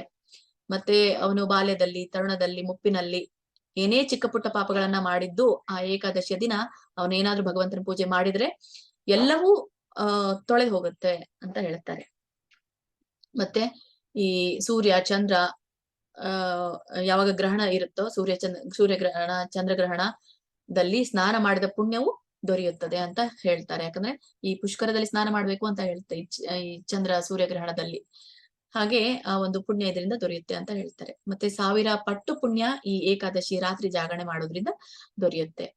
ಮತ್ತೆ ಮನುಷ್ಯ ದಾರಭ್ಯ ಅಂದ್ರೆ ಹುಟ್ಟಿನಿಂದ ಬೇಕಾದಷ್ಟು ಪುಣ್ಯ ಸಂಪಾದನೆ ಮಾಡಿರಬಹುದು. ಆದ್ರೆ ಕಾರ್ತಿಕ ಏಕಾದಶಿಯ ವ್ರತ ಮಾಡಿದ್ರೆ ಅದು ಎಲ್ಲವೂ ಕೂಡ ಇನ್ನಷ್ಟು ಆ ಒಂದು ಮಾಡಿದಂತ ಪುಣ್ಯ ಸಂಪಾದನೆ ಮಾಡಿದ್ದು ಇನ್ನೂ ಕೂಡ ಸಮೃದ್ಧಿ ಆಗುತ್ತೆ, ಇನ್ನೂ ಕೂಡ ಹೆಚ್ಚಾಗತ್ತೆ ಅಂತ ಹೇಳ್ತಾರೆ. ಮತ್ತೆ ಯಾರು ಈ ವಿಷ್ಣು ಪ್ರೀತ್ಯರ್ಥ ಅಂದ್ರೆ ಪ್ರೀತಿಯ ಸಲುವಾಗಿ, ವಿಷ್ಣುವಿನ ಪ್ರೀತಿಗಾಗಿ ನಾವು ಮಾಡುವಂತ ಉಪವಾಸ, ಯಾರು ಈ ತಿಂಗಳಲ್ಲಿ ಯಾವ ನಿಯಮಗಳನ್ನ ಪಾಲಿಸುವುದಿಲ್ವೋ ಅವನಿಗೆ ಆ ಜನ್ಮದಲ್ಲಿ ಮಾಡಿದ ಪುಣ್ಯ ಪ್ರಾಪ್ತ ಆಗೋದಿಲ್ಲ ಅಂತೆ. ಈಗ ಈ ಒಂದು ಏಕಾದಶಿಯನ್ನ ಮಾಡದೇ ಇದ್ರೆ, ವಿಷ್ಣುವಿನ ಪ್ರೀತ್ಯರ್ಥವಾಗಿ ನಾವು ಮಾಡದೇ ಇದ್ರೆ, ಸಪೋಸ್ ಇಲ್ಲಿವರೆಗೂ ಕೂಡ ನಿನ್ನೆವರೆಗೂ ಕೂಡ ನಾವು ಏನೇನು ದಾನ, ಧರ್ಮ, ಒಂದು ಸಾಮಾಜಿಕ ಕಾರ್ಯ, ಒಳ್ಳೇದ್ ಏನೇನೆಲ್ಲ ಮಾಡಿದೀವೋ, ಏನೇನೆಲ್ಲ ಪುಣ್ಯಗಳನ್ನ ಗಳಿಸಿರ್ತೀವೋ ಅದು ಎನ್ಕ್ಯಾಶ್ ಆಗಲ್ಲ ಅಂತ ಹೇಳ್ತಾರೆ. ಈಗ ನಮ್ಮ ಹತ್ರ ಒಂದು ಚೆಕ್ ಇದೆ, ಅದನ್ನ ಎನ್ಕ್ಯಾಶ್ ಆಗ್ಬೇಕು ಅಂತಂದ್ರೆ ಎಲ್ಲ ಅದ್ರಲ್ಲಿ ಕ್ಲಿಯರ್ ಆಗಿರ್ಬೇಕು. ಅದು ಏನೇ ಅದ್ರಲ್ಲಿ ಚೆಕ್ ಅಲ್ಲಿ ಸಮಸ್ಯೆ ಇರಬಾರ್ದು ಅಂದ್ರೆ ಅಥವಾ ದುಡ್ಡು ಬರಲ್ಲ, ಜಮೆ ಆಗಲ್ಲ, ಕ್ರೆಡಿಟ್ ಆಗಲ್ಲ ಬ್ಯಾಂಕಿಗೆ. ಹಾಗೇನೆ ಇಲ್ಲಿ ನಾವು ಎಷ್ಟೇ ಪುಣ್ಯ ನಮ್ಮಲ್ಲಿ ಜಮಾ ಆಗಿದ್ರು ಕೂಡ, ಕ್ರೆಡಿಟ್ ಆಗಿದ್ರು ಕೂಡ ಅದನ್ನ ನಮ್ಗೆ ಎನ್ಕ್ಯಾಶ್ ಮಾಡ್ಕೊಳ್ಲಿಕ್ ಆಗಲ್ಲ. ಅದಕ್ಕಾಗಿ ಇದನ್ನ ನಾವು ಉಪವಾಸವನ್ನ ಮಾಡ್ಬೇಕು. ಇದು ಕಾರ್ತಿಕ ತಿಂಗಳಲ್ಲಿ ಬರುವಂತದ್ದು. ಮತ್ತೆ ಯಾರು ಈ ಕಥೆಯನ್ನ ಕೇಳ್ತಾರೋ ಶಾಂತಚಿತ್ತರಿಂದ, ಈಗ ನಾ ಹೇಳ್ತಾ ಇರುವಂತದ್ದು ಅಥವಾ ತಾವೇ ಓದಿರುವಂತದ್ದು, ಅವರು 100 ಗೋದಾನ ಪುಣ್ಯ ಮಾಡಿದಷ್ಟು ಪುಣ್ಯ ಬರುತ್ತಂತೆ. ಈಗ ನಾನು ಏನೇನೆಲ್ಲ ಹೇಳ್ತಾ ಇದ್ದೀನೋ, ಎಷ್ಟು ಜನರೆಲ್ಲರೂ ಕೂಡ ಕೇಳ್ತಾ ಇದ್ದೀರೋ ಅವ್ರೆಲ್ಲರೂ ಕೂಡ 100 ಗೋದಾನ ಮಾಡಿದಂತಹ ಪುಣ್ಯ ಅವ್ರಿಗೆ ಬರುತ್ತಂತೆ. ಮತ್ತೆ ಮನುಷ್ಯ ನಿತ್ಯ ನಿಯಮದಿಂದ ವಿಶೇಷ ಮಾಡಿ ಕಾರ್ತಿಕ ತಿಂಗಳಲ್ಲಿ ಹರಿಕತೆ ಕೇಳ್ತಾನೆ ಅಂತ, ಹರಿಕತೆ ಕೇಳ್ಬೇಕು ಅಂತ ಹೇಳ್ತಾರೆ ಈ ಕಾರ್ತಿಕ ಮಾಸದಂದು. ಮತ್ತೆ ಅವನಿಗೆ ಈ 1000 ಗೋದಾನ ಮಾಡಿದ ಪುಣ್ಯ ಬರುತ್ತೆ. ಮತ್ತೆ ಬ್ರಾಹ್ಮಣರ ಪೂಜೆ ಮಾಡ್ಬೇಕಂತ ಹೇಳ್ತಾರೆ. ಈ ಮಾಡಿದ್ರಿಂದ ಸನಾತನ ಲೋಕ ಪ್ರಾಪ್ತವಾಗುತ್ತೆ. ಸನಾತನ ಅಂದ್ರೆ ಶಾಶ್ವತವಾದದ್ದು, ಅದು ಭಗವಂತನ ಲೋಕ, ಅದು ಪ್ರಾಪ್ತಿಯಾಗತ್ತೆ. ಅವಾಗ ನಾರದರು ಹೇಳ್ತಾರೆ, ಮತ್ತೆ ದೇವರಲ್ಲಿ ಶ್ರೇಷ್ಠನಾದ ಬ್ರಹ್ಮದೇವನೇ, ಯಾರು ಈ ಏಕಾದಶಿ ವ್ರತ ಮಾಡಿದರೆ ವ್ರತದ ಸಂಪೂರ್ಣವಾದ ಫಲವು ಸಿಗುವುದು ಅಂತ ವಿಧಾನ ನನಗೆ ಹೇಳಿರಿ. ಹೇಗೆ ಮಾಡೋದು ಇದನ್ನ ನನ್ಗೆ ತಿಳಿಸಿ ಅಂತ ಹೇಳ್ತಾರೆ. ಹಾಗಾದ್ರೆ ಇಷ್ಟೆಲ್ಲಾ ಇದರಿಂದ ಫಲ ಸಿಗೋದೆ ಆದ್ರೆ ಅಂತ ವಿಧಾನವನ್ನ ನನಗೂ ಕೂಡ ಹೇಳಿ ಅಂತ ಹೇಳಿದಾಗ ಬ್ರಹ್ಮದೇವರು ಹೇಳ್ತಾರೆ, ಹೇ ಬ್ರಾಹ್ಮಣ ಶ್ರೇಷ್ಠನಾದ ನಾರದನೇ, ಏಕಾದಶಿ ದಿವಸ 4 ಗಳಿಗೆ ರಾತ್ರಿಯು ಉಳಿದಾಗಲೇ ಬ್ರಾಹ್ಮ್ಯ ಮುಹೂರ್ತದ ವೇಳೆಗೆ ಎದ್ದು ಮುಖ ತೊಳೆದುಕೊಂಡು ಸ್ನಾನ ಮಾಡಬೇಕು ಅಂತ 4 ಗಳಿಗಳನ್ನ ಹೇಳಿದ್ದೀನಿ. ಬೆಳಗ್ಗೆ ಇರುವಂತ ಬ್ರಾಹ್ಮ ಮುಹೂರ್ತ, ಮತ್ತೆ ಈ ಮಧ್ಯಾಹ್ನದ ಜಾವ, ಸಾಯಂಕಾಲ ಜಾವ, ಮತ್ತೆ ರಾತ್ರಿ ಜಾವ, ಇವುಗಳಿಗೆ 4 ಗಳಿಗಳು ಅಂತ ಹೇಳ್ತಾರೆ. ಈ ಮುಹೂರ್ತದ ವೇಳೆಗೆ ನಾವು ಹೇಳ್ಬೇಕು, ಬ್ರಾಹ್ಮಿ ಮುಹೂರ್ತದಲ್ಲಿ ಹೇಳ್ಬೇಕು. ಮತ್ತೆ ಮಂತ್ರದಿಂದ ಸಂಕಲ್ಪೋಚ್ಚಾರವನ್ನ ಮಾಡ್ಕೊಳ್ಬೇಕು. ಏನಂತ, ಹೇ ಪುಂಡರೀಕಾಕ್ಷ, ಈ ಏಕಾದಶಿ ದಿವಸ ನಾನು ನಿರಾಹಾರ ಮಾಡಿ ಮರುದಿನ ಪಾರಣೆ ಮಾಡುತ್ತೇನೆ. ನಿಮ್ಗೆ ಏನ್ ಬೇಕೋ ಅದ್ ಮಾಡ್ಕೊಳ್ಬಹುದು, ನಿರಾಹಾರ ಅಥವಾ ಸಫಲ, ಸಜಲ, ನಿರ್ಜಲ, ಏನೇ ನಿಮ್ಗೆ ಬೇಕೋ ಅದನ್ನ ನೀವು ಸಂಕಲ್ಪವನ್ನ ಮಾಡ್ಕೊಂಡು ಮರುದಿನ ನೀವು ಪಾರಣೆಯನ್ನ ಮಾಡ್ಬೇಕು. ಅದರಿಂದ ಹೇ ಅಚ್ಯುತನೇ, ನೀನು ನನ್ನನ್ನು ರಕ್ಷಣೆ ಮಾಡು. ಈ ರೀತಿಯಾಗಿ ವ್ರತ ಗ್ರಹಣ ಮಾಡಿದ ಮೇಲೆ, ಅಂದ್ರೆ ವ್ರತವನ್ನ ಹಿಡಿದ ಮೇಲೆ, ಗ್ರಹಣ ಅಂದ್ರೆ ಹಿಡಿದ ಮೇಲೆ, ವ್ರತ ಹಿಡಿದ ಮೇಲೆ ದೇವಾದಿದೇವನಾದ ಚಕ್ರಧಾರನಾದ ವಿಷ್ಣುವನ್ನು ಭಕ್ತಿ ಭಾವದಿಂದ ಪೂಜಿಸ್ಬೇಕು. ಮತ್ತು ಆ ದಿನ ಆನಂದದಿಂದ ಉಪವಾಸವನ್ನ ನಾವು ಮಾಡ್ಬೇಕಂತ ಹೇಳ್ತಾರೆ. ನಾರದ ಅಂದು ರಾತ್ರಿ ನೃತ್ಯ ಗೀತೆಗಳಿಂದ, ವಾದ್ಯ ವೈಭವಗಳಿಂದ ಎಲ್ಲರನ್ನೂ ಕೂಡಿಕೊಂಡು ಕೃಷ್ಣನ ಕಥೆ ಗಾಯನವನ್ನ ಕೇಳ್ಬೇಕು, ಸಂಕೀರ್ತನ ಯಜ್ಞವನ್ನ ನಾವು ಮಾಡ್ಬೇಕು, ಮತ್ತೆ ಜಾಗರಣೆಯನ್ನ ಮಾಡ್ಬೇಕು ಅಂತ ಹೇಳ್ತಾರೆ. ಹೀಗೆ ಏಕಾದಶಿ ದಿವಸ ಇನ್ನೂ ಕೂಡ ಹೇಳ್ತಾರೆ ಬ್ರಹ್ಮದೇವರು, ಈ ಏಕಾದಶಿ ದಿವಸ ನಾನಾ ಪ್ರಕಾರದ ಪುಷ್ಪಗಳಿದೆ. ಈ ನಾನಾ ಪ್ರಕಾರದ ಪುಷ್ಪಗಳನ್ನ ನೀವು ಭಗವಂತನಿಗೆ ಅರ್ಪಿಸೋದ್ರಿಂದ ಅದರ ಸಿಗುವಂತ ಫಲಗಳನ್ನ ಇಲ್ಲಿ ತಿಳಿಸ್ತಾರೆ. ಯಾರು ಭಕ್ತಿ ಭಾವದಿಂದ ನಾನಾ ಪ್ರಕಾರದ ಹಣ್ಣು ಹಂಪಲಗಳನ್ನ ದೇವರಿಗೆ ಅರ್ಪಣೆ ಮಾಡ್ತಾರೋ, ಶಂಖದಲ್ಲಿ ನೀರನ್ನ ಹಾಕಿ ಆರ್ಘ್ಯವನ್ನ ಕೊಡ್ತಾರೋ, ಆ ದಿವಸ, ಆರ್ಘ್ಯ ಅಂದ್ರೆ ಬಿಡೋದು, ನೀರನ್ನ ಬಿಡೋದು, ಏಕಾದಶಿಯ ದಿವಸ ಈ ರೀತಿಯಾಗಿ ಆರ್ಗೆ ಕೊಟ್ಟರೆ ಎಲ್ಲ ತೀರ್ಥಯಾತ್ರಿಗಳಿಗೆ ಹೋಗಿ ಬಂದಂತ ಪುಣ್ಯ. ಎಲ್ಲ ತೀರ್ಥಯಾತ್ರಿಗಳಿಗೆ ಹೋಗಿ ಬಂದಂತ ಪುಣ್ಯ ಅಷ್ಟೇ ಅಲ್ಲ, ತೀರ್ಥಯಾತ್ರಿಗಳಲ್ಲಿ ಹೋಗಿ ದಾನ ಮಾಡಿದಂತ ಪುಣ್ಯ ಸಿಗುತ್ತೆ. ಹೀಗೆ ಹೆಚ್ಚು ಕೋಟಿ ಕೋಟಿ ಪುಣ್ಯ ಪ್ರಾಪ್ತವಾಗುತ್ತೆ. ಈ ಕಾರ್ತಿಕ ಏಕಾದಶಿ ದಿವಸ ಯಾವ ಮನುಷ್ಯ ಈ ಒಂದು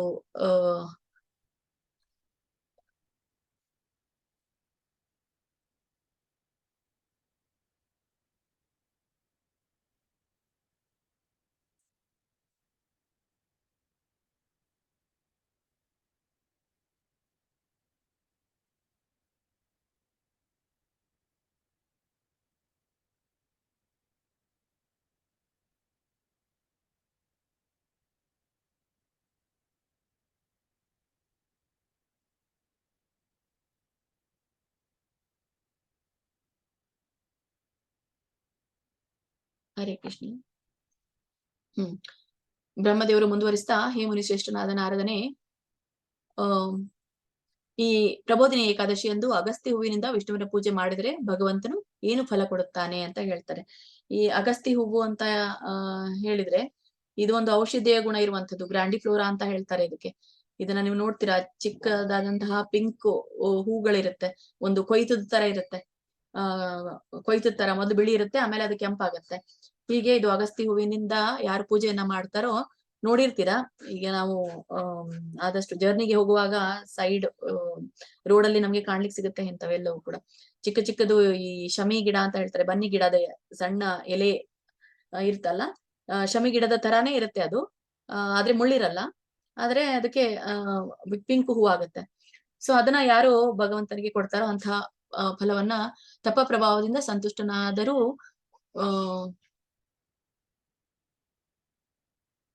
ಅಂದ್ರೆ ಅದಕ್ಕೂ ಕೂಡ ಫಲ ಸಿಗುತ್ತೆ ಅಂತ ಹೇಳ್ತಾರೆ.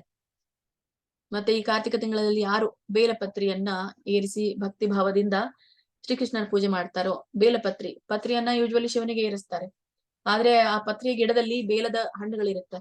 ಆ ಬೇಲದ ಪತ್ರಿಯ ಹಣ್ಣುಗಳನ್ನ ಮತ್ತೆ ಪತ್ರಿಯನ್ನ ಯಾರು ಕೃಷ್ಣನಿಗೆ ಪೂಜೆಗೆ ಇಡ್ತಾರೋ ಅವರು ಪಾಪದಿಂದ ಮುಕ್ತಿ ಆಗ್ತಾರೆ ಅಂತ ಹೇಳ್ತಾರೆ.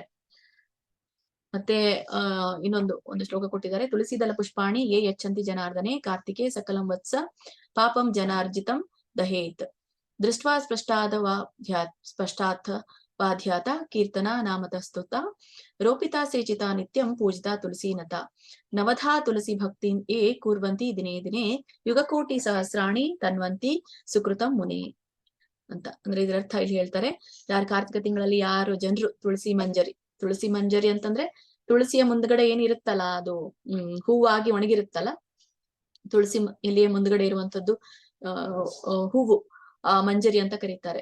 ಈ ಮಂಜರಿ ಇಲ್ಲವೇ ಪತ್ರಿ ಅಂತ ಹೇಳ್ತಾರೆ.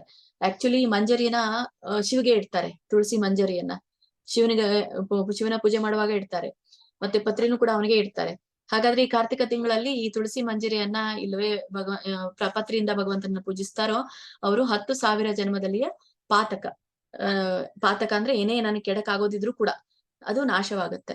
ಅಂದ್ರೆ ಅಕಾಲಿಕ ಮೃತ್ಯು ಆಗಿರ್ಬಹುದು, ಅನಾರೋಗ್ಯ ಆಗಿರಬಹುದು, ಅಥವಾ ಏನೇ ಒಂದು ಮನೆಯಲ್ಲಿ ಪಾತಕ ಇರ್ಬೋದು, ಅದು ನಾಶವಾಗುತ್ತೆ ಅಂತ ಹೇಳ್ತಾರೆ. ಮತ್ತೆ ತುಳಸಿ ಪೂಜೆ 9 ಪ್ರಕಾರದಿಂದ ಮಾಡ್ಲಾಗುತ್ತೆ. ತುಳಸಿ ಪೂಜೆ ನಾವು ಮಾಡ್ತೇವೆ. ಈಗ ತುಳಸಿ ಪೂಜೆ ನಾವು ಮಾಡೋದ್ರಲ್ಲಿ ಅದು ಕೂಡ ಪ್ರಕಾರಗಳಿದೆ ಅಂತ ಹೇಳ್ತಾರೆ, 9 ರೀತಿಯಾದಂಥದ್ದು. ಮೊದಲನೇದು, ಕೇವಲ ನೀವು ತುಳಸಿಯನ್ನ ನೋಡಿ ದರ್ಶನ ಮಾಡಿ ನಮಸ್ಕಾರ ಮಾಡಿದ್ರೆ 1ನೇ ವಿಧ. ಆ ತುಳಸಿಯನ್ನ ಮುಟ್ಟಿ ಸ್ಪರ್ಶ ಮಾಡಿ ನಮಸ್ಕಾರ ಮಾಡಿದ್ರೆ 2ನೇ ವಿಧ. ತುಳಸಿಯನ್ನ ಕೇವಲ ಮನಸ್ಸಿನಲ್ಲಿ ಧ್ಯಾನ ಮಾಡಿದ್ರೆ, ಈಗ ಕೆಲವೊಬ್ಬರಲ್ಲಿ ತುಳಸಿ ಅವೈಲೇಬಲ್ ಇರಲ್ಲ, ಕೆಲವೊಂದು ದೇಶಗಳಲ್ಲಿ ಕೇವಲ ತುಳಸಿಯನ್ನ ಧ್ಯಾನ ಮಾಡೋದ್ರಿಂದ ಅವರಿಗೆ ಫಲ ಸಿಗುತ್ತೆ. ಮತ್ತೆ ತುಳಸಿಯ ನಾಮಸ್ಮರಣೆ, ತುಳಸಿಯ ಒಂದು ಮಂತ್ರ ಹೇಳೋದ್ರಿಂದ ನಮ್ಗೆ ಲಾಭ ಸಿಗುತ್ತೆ. ಮತ್ತೆ ತುಳಸಿಯ ಮುಂದೆ ನಮಸ್ಕಾರ ಮಾಡೋದ್ರಿಂದ ಸಿಗುತ್ತೆ. ಮತ್ತೆ ತುಳಸಿಯ ಸ್ತುತಿ ಅಂತ ಹೇಳ್ತೇವೆ, ಮಾಡೋದ್ರಿಂದ ನಮಗೆ ಪ್ರಯೋಜನ ಸಿಗುತ್ತೆ. ಹೀಗೆ ತುಳಸಿ ಗಿಡವನ್ನ ಹಚ್ಚುವುದು, ಮತ್ತೆ ನೀರ್ ಹಾಕುವುದು, ಹೀಗೆ ಪೂಜಿಸೋದ್ರಿಂದ 9 ರೀತಿಯಾದಂತಹ ನಮ್ಗೆ ಈ ಪೂಜಿಸೋರು ಯಾರು ಈ ದಿನ ಪೂಜಿಸ್ತಾರೋ ಅವರು 1000 ಕೋಟಿ ವರ್ಷ ವೈಕುಂಠದಲ್ಲಿ ವಾಸವಾಗಲು ಬರುತ್ತಾರಂತೆ. 1000 ಕೋಟಿ ವರ್ಷ ವೈಕುಂಠದಲ್ಲಿ ವಾಸವಾಗಲು ಬರ್ತಾರೆ. ಇಲ್ಲಿ ಹೇಳ್ತಾ ಇರೋದು ಗೋಲೋಕ ವೃಂದಾವನಕ್ಕೆ ಹೋದ್ರೆ ಮತ್ತೆ ನಾವು ಬರಲ್ಲ, ಆದ್ರೆ ವೈಕುಂಠ ಲೋಕದಲ್ಲಿ ಹೋದ್ರೆ ಮತ್ತೆ ನಾವು ಬರ್ತೇವೆ. ಹೀಗೆ ವಾಸ ಮಾಡಲು ಅವರು ಹೋಗ್ತಾರೆ ಅಂತ ಹೇಳ್ತಾರೆ. ಹೀಗೆ ಯಾರು ತುಳಸಿ ಗಿಡ ಹಚ್ಚಿದ್ದು ಪೃಥ್ವಿ ಮೇಲೆ ಬೆಳೆಯುತ್ತೋ, ಈಗ ಎಲ್ಲರೂ ತುಳಸಿ ಗಿಡ ಹಚ್ಚಿದ್ರೆ ಬೆಳೆಯಲ್ಲ, ಕೆಲವೊಬ್ರದ್ದು ಮಾತ್ರ ಬೆಳೆಯುತ್ತೆ. ಯಾರು ತುಳಸಿ ಗಿಡವನ್ನ ಒಂದ್ಸಲಿ ಹಚ್ಚಿದ್ರೆ ಅದು ಪೃಥ್ವಿ ಮೇಲೆ ಚೆನ್ನಾಗಿ ಬೆಳೆಯುತ್ತೋ ಅಂತ ವ್ಯಕ್ತಿ ಅವನ ಕುಲದಲ್ಲಿ ಮೊದಲು ಹುಟ್ಟಿದವರು ಮುಂದೆ ಹುಟ್ಟುವವರು, ಹಿಂದೆ ಯಾರು ಹುಟ್ಟಿದಾರೋ ಮುಂದೆ ಯಾರು ಹುಟ್ಟುತ್ತಾರೋ ಅವರೆಲ್ಲರೂ ಕೂಡ ಈ ಕಲ್ಪ ಸಹಸ್ರ ಯುಗದವರೆಗೂ ಕೂಡ ವೈಕುಂಠದಲ್ಲಿ ವಾಸ ಮಾಡ್ತಾರೆ ಅಂತ ಹೇಳ್ತಾರೆ. ಈ ಒಂದು ಬ್ರಹ್ಮನ ಸಹಸ್ರ ವರ್ಷ, ಕಲ್ಪ ಸಹಸ್ರ ವರ್ಷ. ಕಾರ್ತಿಕ ತಿಂಗಳಲ್ಲಿ ಯಾರು ಜನರು ಈ ಕದಂಬ ಪುಷ್ಪ ಅಂತ ಹೇಳ್ತಾರೆ. ಕದಂಬ ಪುಷ್ಪ ಅಂದ್ರೆ ಇದು ಕದಂಬ ವೃಕ್ಷ ಅನ್ನೋದು ವೃಂದಾವನದಲ್ಲಿ ಹೆಚ್ಚಿಗೆ ಕಾಣ್ತಿದ್ವಿ. ಇದು ತುಂಬಾ ಇಷ್ಟವಾದಂತಹ ವೃಕ್ಷ ಕೃಷ್ಣನಿಗೆ, ಕದಂಬ ವೃಕ್ಷ. ಆ ಕದಂಬ ವೃಕ್ಷದಲ್ಲಿ ಚಿಕ್ಕ ಚಿಕ್ಕ ಪುಷ್ಪಗಳಿರುತ್ತೆ. ಹೇಗೆ ಅಂತಂದ್ರೆ ಅದಕ್ಕೆ ಹಣ್ಣುಗಳು ಕೂಡ ಆಗತ್ತೆ. ಆ ಹಣ್ಣು ಕೂಡ ತುಂಬಾ ಇಷ್ಟ, ಪ್ರಿಯ ಕೃಷ್ಣನಿಗೆ. ಇದು ಒಂದು ನಿಂಬೆ ಹಣ್ಣಿರುತ್ತೆ. ಇದು ನಿಂಬೆ ಹಣ್ಣಲ್ಲ, ನಿಂಬೆ ಹಣ್ಣು ದೊಡ್ಡದಾಗುತ್ತೆ. ನೆಲ್ಲಿ ಹಣ್ಣಿರುತ್ತೆ, ನೆಲ್ಲಿಕಾಯಿ ಇರುತ್ತಲ್ಲ, ನೆಲ್ಲಿಕಾಯಿ. ಆ ನೆಲ್ಲಿಕಾಯಿಯಷ್ಟು ಆ ಹಣ್ಣು ಇರುತ್ತೆ. ಅದಕ್ಕೆ ಸುತ್ತಲೆಲ್ಲ ಚೂಪ್ ಚೂಪಾಗಿ ಬಂದಿರುತ್ತೆ. ಅದೇನು ಚುಚ್ಚೋದಿಲ್ಲ, ಅದು ಹಾಗೇನೆ ಅದ್ರದ್ದು ಇರುವಂತದ್ದು ಕದಂಬ ಪುಷ್ಪಗಳಿಂದ. ಆದ್ರೆ ತೋರಿಸ್ತೇನೆ ನಾನು ಆಮೇಲೆ, ಕದಂಬ ಪುಷ್ಪ ಅಂತ ಹೇಳ್ತಾರೆ. ಅದು ಹಣ್ಣು ಅದಕ್ಕೆ ಮಂಚಿ ಪುಷ್ಪ ಆಗಿರುತ್ತೆ ಆ ಕದಂಬ ವೃಕ್ಷದ ಗಿಡಕ್ಕೆ. ಆ ಪುಷ್ಪವನ್ನ ಪೂಜೆ ಮಾಡ್ಲಿಕ್ಕೆ ಇಡ್ತಾರೆ, ವಿಷ್ಣುವಿನ ಪೂಜೆಗೆ ಏರಿಸ್ತಾರೆ. ಅಂದ್ರೆ ಚಕ್ರಪ್ರಾಣಿಯ ಪ್ರಸಾದದಿಂದ ಎಂದೂ ಕೂಡ, ಅಂದ್ರೆ ಇದನ್ನ ಪುಷ್ಪದಿಂದ ಪೂಜಿಸೋದ್ರಿಂದ ಎಂದೂ ಕೂಡ ಯಮಲೋಕಕ್ಕೆ ಹೋಗೋದಿಲ್ಲ ಅಂತೆ. ಏನಾದ್ರೂ ಪಾಪ ಮಾಡಿರ್ತಾನೆ ಯಮಲೋಕಕ್ಕೆ ಹೋಗೋದು, ಪಾಪನೇ ಇಲ್ಲ ಅಂದ್ಮೇಲೆ ಯಮಲೋಕಕ್ಕೆ ಕೂಡ ಅವ್ರು ಹೋಗಲ್ಲ ಅಂತ ಹೇಳ್ತಾರೆ. ಹೀಗೆ ಕದಂಬ ಪುಷ್ಪ ನೋಡಿದ ಮಾತ್ರದಿಂದ ಭಗವಂತನ ವಿಷ್ಣು ಸಂತುಷ್ಟನಾಗ್ತಾನೆ. ಆ ಕದಂಬ ವೃಕ್ಷ ಸಿಗೋದು ಬಹಳ ಕಷ್ಟ, ಕಾಣ್ಲಿಕ್ಕೆ ಸಿಗೋದಿಲ್ಲ. ಆ ಕದಂಬ ವೃಕ್ಷವನ್ನ ನೋಡಿದ ಮಾತ್ರದಿಂದನೇ ಪುಣ್ಯ ಸಿಗುತ್ತೆ ಈ ಒಂದು ದಿನದಂದು. ಮತ್ತೆ ಸಕಲ ಇಚ್ಛೆಗಳನ್ನು ಕೂಡ ವಿಷ್ಣು ಪೂರ್ಣ ಮಾಡ್ತಾನೆ ಅಂತ ಹೇಳ್ತಾರೆ. ಈ ಕಾರ್ತಿಕ ತಿಂಗಳಲ್ಲಿ ಗರುಡ ಧ್ವಜ, ಭಗವಂತನ ಪೂಜೆ ಈ ಗುಲಾಬಿ ಹೂಗಳಿಂದ ಯಾರು ಮಾಡ್ತಾರೋ, ಗರುಡ ಧ್ವಜ, ಗರುಡನ್ನ ಗುಲಾಬಿ ಹೂವಿಂದ ಪೂಜೆ ಮಾಡ್ತಾರೋ ಅವನು ಮುಕ್ತಿ ಅಧಿಕಾರ ಪ್ರಾಪ್ತಿ ಆಗತ್ತೆ ಅಂತ. ಮತ್ತೆ ಯಾರು ಈ ಬಕ್ಕುಲ ಅಂತ ಹೇಳ್ತಾರೆ, ಚಿಕ್ಕ ಚಿಕ್ಕ ಹೂ ಇರುತ್ತೆ, ಬಕ್ಕುಲ ತುಂಬಾ ವಾಸನೆ ಇರುತ್ತೆ, ತುಂಬಾ ಚೆನ್ನಾಗಿರುತ್ತೆ. ಅದು ನಮ್ಗೆಲ್ಲ ಈ ಕಡೆ ಎಲ್ಲಿ ಸಿಗುತ್ತಪ್ಪ ಅದು, ಹೆಚ್ಚಾಗಿ ಫಾರೆಸ್ಟ್ ಏರಿಯಾ ಕಡೆ ಸಿಗುತ್ತೆ. ಅದು ಕೀಳೋದು ಬಹಳ ಕಷ್ಟ, ಮುಳ್ಳಿರುತ್ತೆ ಅದಕ್ಕೆ.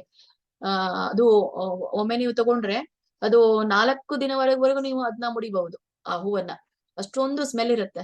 ಕೇಳಿರ್ಬಹುದು ಬಕ್ಕುಲ ಅಂತ ಹೇಳಿ. ಮತ್ತು ಈ ಒಂದು ಅಶೋಕ ಪುಷ್ಪ ಅಂತ ಹೇಳ್ತೇವೆ, ಇವೆಲ್ಲ ಜಗತ್ಪತಿಯಾದ ಭಗವಂತನ ಪೂಜೆಗೆಲ್ಲ ಏರಿಸ್ತಾರೆ ಇವುಗಳನ್ನ ಅಂತ. ಮತ್ತೆ ಕೆಂಪು ಕಣಿಗಲ, ಇವೆಲ್ಲ ನಮ್ಗೆ ಮನೆಯಲ್ಲಿ ಬೆಳಿತೀವಿ ನಾವು. ಕಣಿಗಲ, ಬಿಳಿ ಕಣಿಗಲ ಇರುತ್ತೆ, ಕೆಂಪು ಕಣಿಗಲ ಇರುತ್ತೆ. ಹೀಗೆ ಈ ಕೆಂಪು ಕಣಿಗಲಿಂದ ಜಗನ್ನಾಥನ ಪೂಜೆ ಮಾಡ್ಬೇಕು ಅಂತ ಹೇಳ್ತಾರೆ. ಮತ್ತೆ ಮಾವಿನ ಹೂಗಳಿಂದ ಪೂಜೆ ಮಾಡ್ಬೇಕು, ಅವ್ರು ಭಾಗ್ಯವಂತರಾಗ್ತಾರೆ. ಮತ್ತೆ ಗೋದಾನ ಮಾಡ್ಬೇಕು, ಕರಿಕೆಯಿಂದ ವಿಷ್ಣುವಿನ ಪೂಜೆಯನ್ನ ಮಾಡ್ಬೇಕು ಅಂತ ಹೇಳ್ತಾರೆ. ಏನೇನ್ ಮಾಡ್ಬೇಕು, ಶಮೀಪತ್ರ ಅಂದ್ರೆ ಇದು ಬನ್ನಿ ಗಿಡ. ಈ ಬನ್ನಿ ಗಿಡದಲ್ಲಿ 2 ಗಿಡ ನೋಡ್ತೇವೆ ನಾವು. ಒಂದು ದೊಡ್ಡ ಎಲೆಯ ಬನ್ನಿ ಗಿಡ, ಇನ್ನೊಂದು ಚಿಕ್ಕ ಎಲೆ ಇರುತ್ತೆ. ಅದಕ್ಕೆ ಆ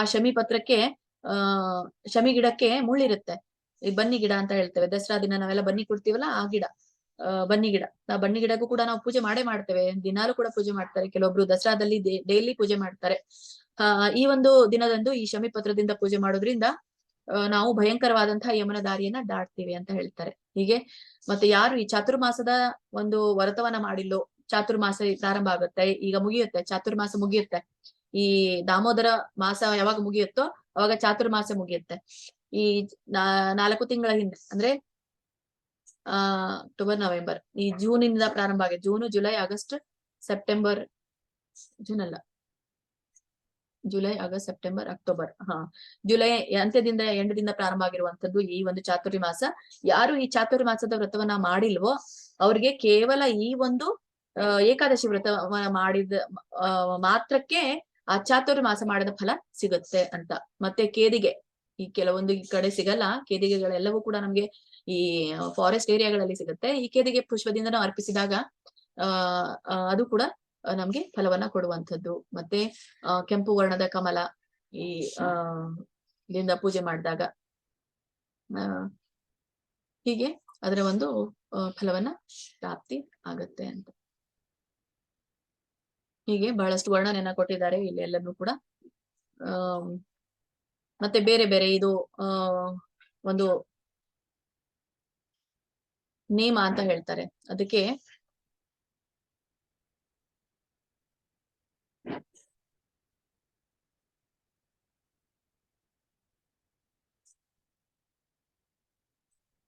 ಅಯಾಚಿತ ನೇಮ ಅಂತ ಹೇಳ್ತಾರೆ. ಅಯಾಚಿತ ನೇಮ ಅಂತಂದ್ರೆ ಯಾವ್ದಾದ್ರು ನಾನು ಸಂಕಲ್ಪ ಮಾಡ್ಕೊಳ್ಬೇಕು, ನಾನು ಏನ್ ದಾನ ಮಾಡ್ತೀನಿ ಅಂತ ಸಂಕಲ್ಪ ಮಾಡ್ಕೊಂಡು ಅದಕ್ಕೆ ನಾನು ಏನು ಪ್ರತಿಫಲವನ್ನ ಬಯಸದೇ ಇಡುವಂತಹ ಒಂದು ವ್ರತ. ಉದಾಹರಣೆಗೆ ಇಲ್ಲಿ ಒಂದು ಹೇಳ್ತೇನೆ ನೋಡಿ.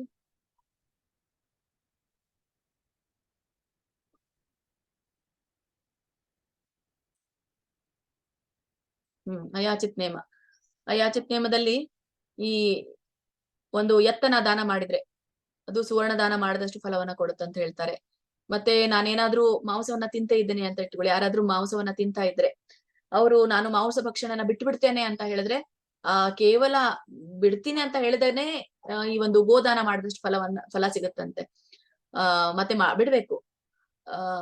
ಇದು ಒಂದು ನೇಮ. ಅಂದ್ರೆ ನಾನೇನೋ ಒಂದು ಬಿಡ್ತೇನೆ, ಯಾವುದೇ ಒಂದು ವಸ್ತುವನ್ನ ತ್ಯಾಗ ಮಾಡ್ತೇನೆ, ಇದಕ್ಕೆ ಅಯಾಚಿತ್ ನೇಮ ಅಂತ ಹೇಳ್ತಾರೆ. ಮತ್ತೆ ಕೆಲವೊಬ್ರು ನೆಲ್ಲಿಕಾಯಿ ಚೂರ್ಣವನ್ನ ಹಚ್ಕೊಂಡು ಮೈಗೆ ಸ್ನಾನ ಮಾಡ್ತಾರೆ. ಅವರು ಈ ಜೇನುತುಪ್ಪ ಮತ್ತು ಮೊಸರು ದಾನ ಮಾಡ್ಬೇಕಂತೆ. ಮತ್ತೆ ಯಾರು ಎಣ್ಣೆ ನೇಮ ಮಾಡ್ತಾರೆ ಅಂದ್ರೆ ಎಣ್ಣೆ ಒಂದು ವ್ರತ ಹಿಡಿತಾರೆ, ಅವರು ತುಪ್ಪ ದಾನ ಮಾಡ್ಬೇಕಂತೆ. ಮತ್ತೆ ಹೀಗೆ ಬೇರೆ ಬೇರೆದು ಹೇಳಲಾಗಿದೆ. ಹೀಗೆ ಒಟ್ಟಾರೆ ಈ ಒಂದು ವ್ರತ ಎಲ್ಲ ಫಲವನ್ನ ಕೊಡುವಂಥದ್ದು. ಹೀಗೆ ಈ ಒಂದು ಪ್ರಕಾರವಾಗಿ ಉದ್ಯಾಪನ ಸಹಿತ ವ್ರತ ಮಾಡಿದರೆ ಅದು ಪರಿಪೂರ್ಣವಾಗುತ್ತೆ. ವ್ರತದ ನಿಯಮವನ್ನು ಹಿಡಿದು ಮಧ್ಯದಲ್ಲಿ ನೇಮ ಬಿಟ್ಟರೆ ಮತ್ತು ಸಾಮರ್ಥ್ಯದಿಂದ ಸಹ ಅದನ್ನು ಪಾರ ಮಾಡದಿದ್ದರೆ ವ್ರತ ಮಾಡುವವನು ಮುಂದಿನ ಜನ್ಮದಲ್ಲಿ ಕುರುಡನು ಮತ್ತು ರೋಗದವನು ಆಗ್ತಾನೆ ಅಂತ ಹೇಳ್ತಾರೆ. ಹೀಗೆ ಧರ್ಮರಾಜ, ಈಗ ನಿನ್ಗೆ ಪ್ರಬೋಧಿನಿ ಏಕಾದಶಿ ವ್ರತವನ್ನ ನಾನು ಹೇಳಿದ್ದೇನೆ.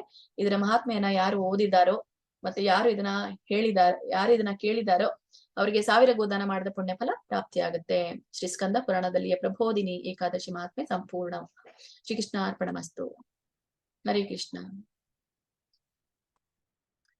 ಸೊ ಈ ಏಕಾದಶಿ ಕುರಿತಾಗಿ ಏನಾದ್ರು ಪ್ರಶ್ನೆಗಳಿದ್ರೆ ಆಮೇಲೆ ನೋಡೋಣ. ತುಂಬಾ ಲೇಟ್ ಆಯ್ತು, ½ an hour ಆಯ್ತು. ಓಕೆ, ನಾವು ನೋಡೋಣ ಮುಂದಿನ ಶ್ಲೋಕನ. ನಿನ್ನೆಯ ತರಗತಿಯಲ್ಲಿ ನಾವು ಈ ಒಂದು ಸುರರ ಗುಣ ಅಂದ್ರೆ ದೈವಿ ಗುಣಗಳ ಬಗ್ಗೆ ಚರ್ಚೆಯನ್ನ ಮಾಡ್ತಾ ಇದ್ವಿ. 26 ದೈವಿ ಗುಣಗಳು ಯಾರಲ್ಲಿರುತ್ತೋ ಅವರು ಬಹಳ ಪ್ರಿಯ ಅನ್ನೋದನ್ನ ಭಗವಂತ ತಿಳಿಸಿದ್ರು. ಈಗ 4ನೇ ಶ್ಲೋಕದಲ್ಲಿ ಮುಂದುವರಿಸ್ತಾ ಅವರು ಈ ಮತ್ತೆ ದೈವಿ ಮತ್ತೆ ಆಶ್ರಯ ಗುಣಗಳ ಕುರಿತಾಗಿ ಹೇಳ್ತಾರೆ. ಏನನ್ನೋದನ್ನ ನೋಡೋಣ. ಭಗವದ್ಗೀತೆ 16ನೇ ಅಧ್ಯಾಯದ 4ನೇ ಶ್ಲೋಕ. ದಂಭೋ ದರ್ಪ ಅಭಿಮಾನಶ್ಚ ಕ್ರೋಧ ಪಾರುಷ್ಯಮೇವ ಚ ಅಜ್ಞಾನಂ ಜಾಭಿಜಾತಸ್ಯ ಪಾರ್ಥ ಸಂಬಂಧಮಾಸುರಿಂ. ದಂಭೋ ದರ್ಪ ಅಭಿಮಾನಶ್ಚ. ಈ ಯಾರು ಅಂದ್ರೆ ಇವುಗಳನ್ನ ಹೇಳ್ತಾ ಇರೋದು ಈ ಆಸುರಿ ಗುಣಗಳು. ಯಾರಿಗೆ ಜಂಬ, ದರ್ಪ, ಅಭಿಮಾನ. ದರ್ಪ ಇರುತ್ತೆ, ಅಭಿಮಾನ ಇರುತ್ತೆ. ಜಂಬ ಅಂದ್ರೆ ಅಹಂಕಾರ, ನನ್ನದೇ ಎಲ್ಲ ಅಥವಾ ನಾನೇ ಶ್ರೇಷ್ಠ, ನನಗೆ ಎಲ್ಲ ಸಿಗುವಂಥದ್ದು, ನನಗೆ ಎಲ್ಲ ಬೇಕಾಗುವಂಥದ್ದು ಅನ್ನುವಂಥದ್ದು, ನಾನೇ ಎಲ್ಲ ನನಗೆ ಆಗ್ಬೇಕು ಅನ್ನುವಂಥದ್ದು. ಇಂಥವರೆಲ್ಲರೂ ಕೂಡ ಈ ಒಂದು ಆಸುರಿ ಸ್ವಭಾವವನ್ನ ಹೊಂದಿರುವಂಥವ್ರು. ಮತ್ತೆ ಅಭಿಮಾನ, ಈ ಒಂದು ದರ್ಪ ಅಂತಂದ್ರೆ ನನ್ನ ಕಡೆಗೆ ಎಲ್ಲ ಇದೆ, ನನ್ನಲ್ಲೇ ಇರುವಂಥದ್ದು ಎಲ್ಲನೂ ಕೂಡ, ನಾನೇ ಶ್ರೇಷ್ಠ ಅನ್ನುವಂಥ ಒಂದು ದರ್ಪ. ಅದು ಹೇಗೆ ಈ ದಕ್ಷನಿಗಿತ್ತೋ ಆ ತರ. ಮತ್ತೆ ಅಭಿಮಾನ ಇಲ್ಲಿ ಹೇಳೋದು ಅಭಿಮಾನ ಅನ್ನೋದು ಒಳ್ಳೇದು ಅಂತ ತಿಳ್ಕೊಂಡಿದ್ರಿ ಅಲ್ಲ, ಅದು ಅಭಿಮಾನ ಅನ್ನೋದು ದುರಾಭಿಮಾನ ಅಂತ ಹೇಳ್ತಾರೆ. ನನ್ನನ್ನ ನಾನೇ ವರ್ಣಿಸ್ಕೊಳ್ಳುವಂಥದ್ದು ಹೀಗೆ. ಮತ್ತೆ ಈ ಕ್ರೋಧ ಅಂತಂದ್ರೆ ಕೋಪ. ಸದಾಕಾಲ ಈ ದಕ್ಷನ ಹಾಗೆ ತನಗೆ ಅಭಿಮಾನ ಸಿಗದೆ ಇದ್ರೆ ಹೇಗೆ ಅವನು ಕೋಪನಾಗ್ತಿದ್ನೋ ಇವೆಲ್ಲವೂ ಕೂಡ ಅವನಲ್ಲಿ ಇತ್ತು. ದಂಭ ಇತ್ತು, ಅಹಂಕಾರ ಇತ್ತು, ದರ್ಪ ಇತ್ತು, ದುರಭಿಮಾನ ಇತ್ತು, ಕ್ರೋಧ ಇತ್ತು. ಹೀಗೆ ಪಾರುಷ್ಯಮೇವಚ ಅಂತ ಹೇಳ್ತಾರೆ. ಪಾರುಷ್ಯಮೇವಚ ಅಂತಂದ್ರೆ ಕಠಿಣತೆ. ಇವೆಲ್ಲವೂ ಕೂಡ ಅಜ್ಞಾನಂ ಅಭಿಜಾತಸ್ಯ. ಯಾಕೆಂದ್ರೆ ಇವುಗಳನ್ನೆಲ್ಲವನ್ನ ಹೊತ್ತು ಹುಟ್ಟಿದವನು. ದಂಭ, ದರ್ಪ, ಅಭಿಮಾನ, ಕ್ರೋಧ ಇವುಗಳನ್ನೆಲ್ಲವನ್ನೂ ಕೂಡ ತೆಗೆದುಕೊಂಡು ಹುಟ್ಟಿದವನು. ಇವು ಅಜ್ಞಾನದ ಸಂಕೇತ. ಮತ್ತೆ ಇವೆಲ್ಲವೂ ಕೂಡ ಜಾಭಿಜಾತಸ್ಯ ಪಾರ್ಥ ಅಂತ ಹೇಳ್ತಾರೆ. ಚಾಭಿಜಾತಸ್ಯ ಅಂದ್ರೆ ತಳೆದು ಹುಟ್ಟಿದವನು, ಅಭಿಜಾತಸ್ಯ ಅಜ್ಞಾನವನ್ನ ತಗೊಂಡು ಹುಟ್ಟಿದವನು. ಇವು ಸಂಪದ್ ಮಾಸುರಿಂ ಅಂತ ಹೇಳ್ತಾರೆ. ಇಲ್ಲಿ ಇಲ್ಲಿ ಸಂಬಂಧ ಆಗಿದೆ, ಅದು ಸಂಪದಾಗ್ಬೇಕು. ಸಂಪದಂ ಆಸುರಿಂ ಅಂತ ಹೇಳ್ತಾರೆ. ಸಂಪದಂ ಅಂದ್ರೆ ಗುಣಗಳು. ಇವೆಲ್ಲವೂ ಕೂಡ ಆಸುರಿ ಗುಣಗಳು, ಅಜ್ಞಾನದ ಗುಣಗಳು ಅಂತ ಹೇಳ್ತಾರೆ. ಅಸುರರ ಸ್ವಭಾವಗಳು ಅಂತ ಹೇಳ್ತಾರೆ ಭಗವಂತ. ಯಾರಿಗೆ ಹೇಳ್ತಾ ಇದ್ರೆ? ಪಾರ್ಥನಿಗೆ. ಯಾಕೆ? ಪೃಥ್ವಿಯ ಮಗನಾದಂತಹ ಪಾರ್ಥನೆ, ಇವೆಲ್ಲವೂ ಕೂಡ ನಿನ್ನ ತಾಯಿಗೆ ಇಲ್ಲ. ಇವಳೆಲ್ಲವನ್ನೂ ಕೂಡ ಅವನು ತೊರೆದಂಥವಳು. ಅವಳು ದೈವಿ ಗುಣದವಳು ಆಗಿದ್ದಾಳೆ ಅಂತ ಹೇಳಿ ಅದನ್ನ ಸಂಬೋಧಿಸ್ಲಿಕ್ಕೆ ಪಾರ್ಥ ಅನ್ನುವಂತ ಹೆಸರನ್ನ ಸಂಬೋಧಿಸಲಾಗಿದೆ. ಯಾವ್ಯಾವುದು? ಎಲ್ಲವೂ ಕೂಡ ದಂಭ, ದರ್ಪ, ಅಭಿಮಾನ, ಕ್ರೋಧ, ಕ್ರೌರ್ಯ, ಅಜ್ಞಾನ. ಇವುಗಳಿಗೆ ನಾವು ಇನ್ನೊಂದು ರೀತಿಯಿಂದ ಹೇಳ್ತೇವೆ ಅರಿಷಡ್ ವೈರಿಗಳು ಅಂತ ಕೂಡ ಹೇಳ್ತೇವೆ. ಈ ಅರ್ಷಡ್ ವೈಖರಿಗಳಲ್ಲಿ ಕಾಮ, ಕ್ರೋಧ, ಲೋಭ, ಮೋಹ, ಮದ, ಮಾತ್ಸರ್ಯ ಇವೆಲ್ಲವೂ ಕೂಡ ಆಸುರಿ ಗುಣಗಳೇ. ಇವುಗಳಿಂದನೇ ಎಲ್ಲವೂ ಕೂಡ ಮುಖ್ಯವಾಗಿ ಬಂದಿರುವಂತದ್ದು. ಕಾಮದಿಂದಲೇ ಇವೆಲ್ಲವೂ ವೈರಿಗಳ ಉತ್ಪನ್ನ ಆಗತ್ತೆ. ಭಗವದ್ಗೀತೆ 16ನೇ ಅಧ್ಯಾಯದ 5ನೇ ಶ್ಲೋಕ.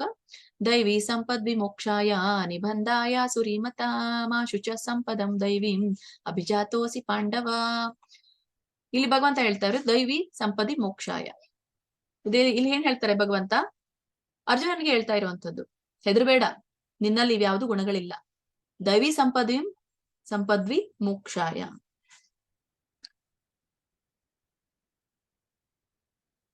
ಇಲ್ಲಿ ಈ ಒಂದು ದಿವ್ಯವಾದ ಸಂಪತ್ತನ್ನ ಹೊಂದಿರುವಂತಹ ಈ ಗುಣಗಳು ಮುಕ್ತಿಗೆ ಕಾರಣ ಆಗತ್ತೆ. ಈಗಾಗ್ಲೇ ನಾನು ಹೇಳಿರುವಂತದ್ದು 26 ಗುಣಗಳನ್ನ, ಅವೆಲ್ಲವೂ ಕೂಡ ಮುಕ್ತಿಗೆ ಕಾರಣ ಆಗತ್ತೆ. ಹಾಗಾದ್ರೆ ಈಗ ಹೇಳಿದೆ ಅಲ್ಲ ನೀನು, ಯಾವುದು? ಜಂಬ, ದರ್ಪ, ಅಭಿಮಾನ, ಕ್ರೋಧ, ಕ್ರೌರ್ಯ, ಅಜ್ಞಾನ, ಈ 4ನೇ ಶ್ಲೋಕದಲ್ಲಿರುವಂತದ್ದು. ಹಾಗಾದ್ರೆ ಇವುಗಳು ಏನ್ ಮಾಡತ್ತೆ? ಈ ದೈವಿ ಗುಣಗಳನ್ನ ನಮಗೆ ಭಗವಂತನ ಕಡೆಗೆ ಒಯ್ದ್ರೆ ಈ ಆಸುರಿ ಗುಣಗಳು ನಮ್ಮನ್ನ ಬಂಧನಕ್ಕೆ ಒಳಮಾಡುತ್ತೆ. ಬಂಧನ ಅಂದ್ರೆ ಬದ್ಧತೆ. ಎಲ್ಲಿ? ನಮ್ಗೆ ಪೃಥ್ವಿಯ ಮೇಲೆ ನಾವು ಬದ್ಧರಾಗಿರ್ತೇವೆ, ಈ ದೇಹದೊಳಗೆ ಬದ್ಧರಾಗಿರ್ತೇವೆ ಅಂತ ಹೇಳ್ತಾರೆ. ಹಾಗಾಗಿ ಈ ನಿಬಂಧಾಯ ಸುರೀಮತ ಅಂತ ಹೇಳ್ತಾನೆ. ಈ ನಿಬಂಧಾಯ ಅಂತಂದ್ರೆ ಬಂಧನಕ್ಕೆ ಒಳಗಾಗುವಂಥದ್ದು. ಯಾರು ಬಂಧನಕ್ಕೆ ಒಳಗಾಗ್ತಾರೆ? ಆಸುರಿ ಆಸುರಿದವರು ಬಂಧನಕ್ಕೆ ಒಳಗಾಗ್ತಾರೆ. ಇಲ್ಲಿ ಮಾಶುಚ ಸಂಪದಂ ದೈವೀಂ ಅಭಿಜಾತೋಸಿ ಪಾಂಡವ. ಮಾಶುಚ ಅಂತಂದ್ರೆ ನೀನೇನು ಶೋಕ ಪಡಬೇಡ, ನೀನೇನು ದುಃಖ ಪಡಬೇಡ ಅಂತ ಅರ್ಜುನನ್ಗೆ ಹೇಳ್ತಾ ಇದ್ದಾನೆ ಕೃಷ್ಣ. ನೀನೇನು ದುಃಖ ಪಡಬೇಡ, ಯಾವುದು? ಶೋಕಿಸಬೇಡ. ಎದಕ್ಕೆ ಶೋಕಿಸಬೇಡ? ಸಂಪದಂ ದೈವೀಂ ಅಭಿಜಾತೋಸಿ ಪಾಂಡವ. ಸಂಪದಂ ಅಂದ್ರೆ ನಿನ್ನ ಹತ್ರ ಏನಿದೆ? ದೈವಿ ಗುಣಗಳಿದೆ. ನೀನು ದೈವಿ ಗುಣದೊಂದಿಗೆ ಹುಟ್ಟಿದೀಯ, ದೈವಿ ಗುಣದೊಂದಿಗೆ ಹುಟ್ಟಬೇಕು. ಇಲ್ಲಿ ಉದಾಹರಣೆಗೆ ಈ ಒಂದು ದಿತಿ ಅದಿತಿಯ ಕಥೆಯನ್ನ ನೋಡಿದಾಗ, ಈ ದಿತಿ ಅನ್ನವಳು ತನಗೆ ಮಕ್ಕಳಾಗದೆ ಇರೋದಕ್ಕೆ ಅವಳು ಪತಿಯ ಜೊತೆಗೆ ಸಾಯಂಕಾಲದ ವೇಳೆಗೆ ಅಂದ್ರೆ ಭೂತನಾಥ ಈ ಆತ್ಮಗಳನ್ನ ನಿರ್ವಹಣೆ ಮಾಡುವಾಗ ಆ ಸಮಯದಲ್ಲೇ ಅವಳು ಪತಿಗೆ ಮಕ್ಕಳನ್ನ ಬೇಡ್ತಾಳೆ. ಪತಿ ಅದಕ್ಕೆ ಪೂಜೆ ಮಾಡುವ ವೇಳೆ ಆ ಸಮಯ. ಈ ಒಂದು ಎರಡೂ ಸಮಯ ಪೂಜೆಗೆ ಬಹಳ ಸೂಕ್ತವಾದಂಥದ್ದು. ಒಂದು ಬ್ರಾಹ್ಮಿ ಮುಹೂರ್ತದಲ್ಲಿ ಬೆಳಗಿನ ಜಾವ, ಇನ್ನೊಂದು ಸಾಯಂಕಾಲ. ಈ ಸಾಯಂಕಾಲ ಬಹಳ ಪೂಜೆಯನ್ನ ಮಾಡ್ಬೇಕು ನಾವು. ಆದ್ರೆ ಇಲ್ಲಿ ಪೂಜೆ ಮಾಡುವ ವೇಳೆಗೆ ದಿತಿ ಏನ್ ಮಾಡ್ತಾಳೆ?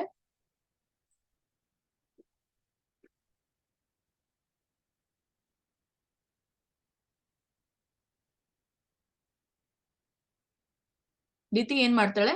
ಅವಳು ಕಶವ ಪೂಜೆಗೆ ಕುಳಿತಾಗ ದಿತಿ ಮಕ್ಕಳಿಗಾಗಿ ಒತ್ತಾಯವನ್ನ ಮಾಡ್ತಾಳೆ.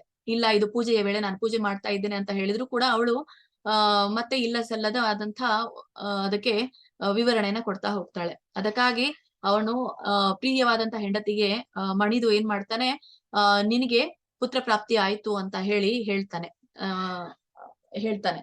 ಆದ್ರೆ ನಿನ್ನ ಪುತ್ರರು ಈ ಎಲ್ಲ ಲೋಕವನ್ನು ಕೂಡ ಅಲ್ಲೋಲ ಕಲ್ಲೋಲ ಮಾಡುವಂತಹ ಆಸುರಿ ಗುಣದವರಾಗಿರ್ತಾರೆ ಅಂತ ಹೇಳ್ತಾನೆ.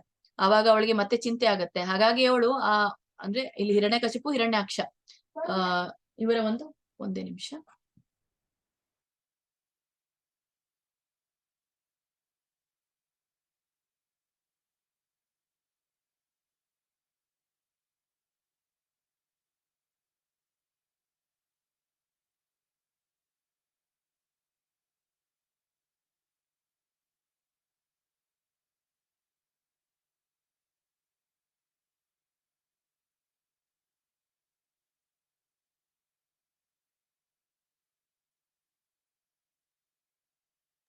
ಹೀಗೆ ಹಿರಣ್ಯಕಶಿಪು ಮತ್ತೆ ಹಿರಣ್ಯಾಕ್ಷ ಅನ್ನುವಂಥವ್ರು ಅಂದ್ರೆ ಹುಟ್ಟಿನಿಂದಲೇ ಈ ಒಂದು ಆಸ್ತಿ ಗುಣಗಳನ್ನ ಪಡೆದುಕೊಂಡು ಹುಟ್ಟಿದಂಥವ್ರು.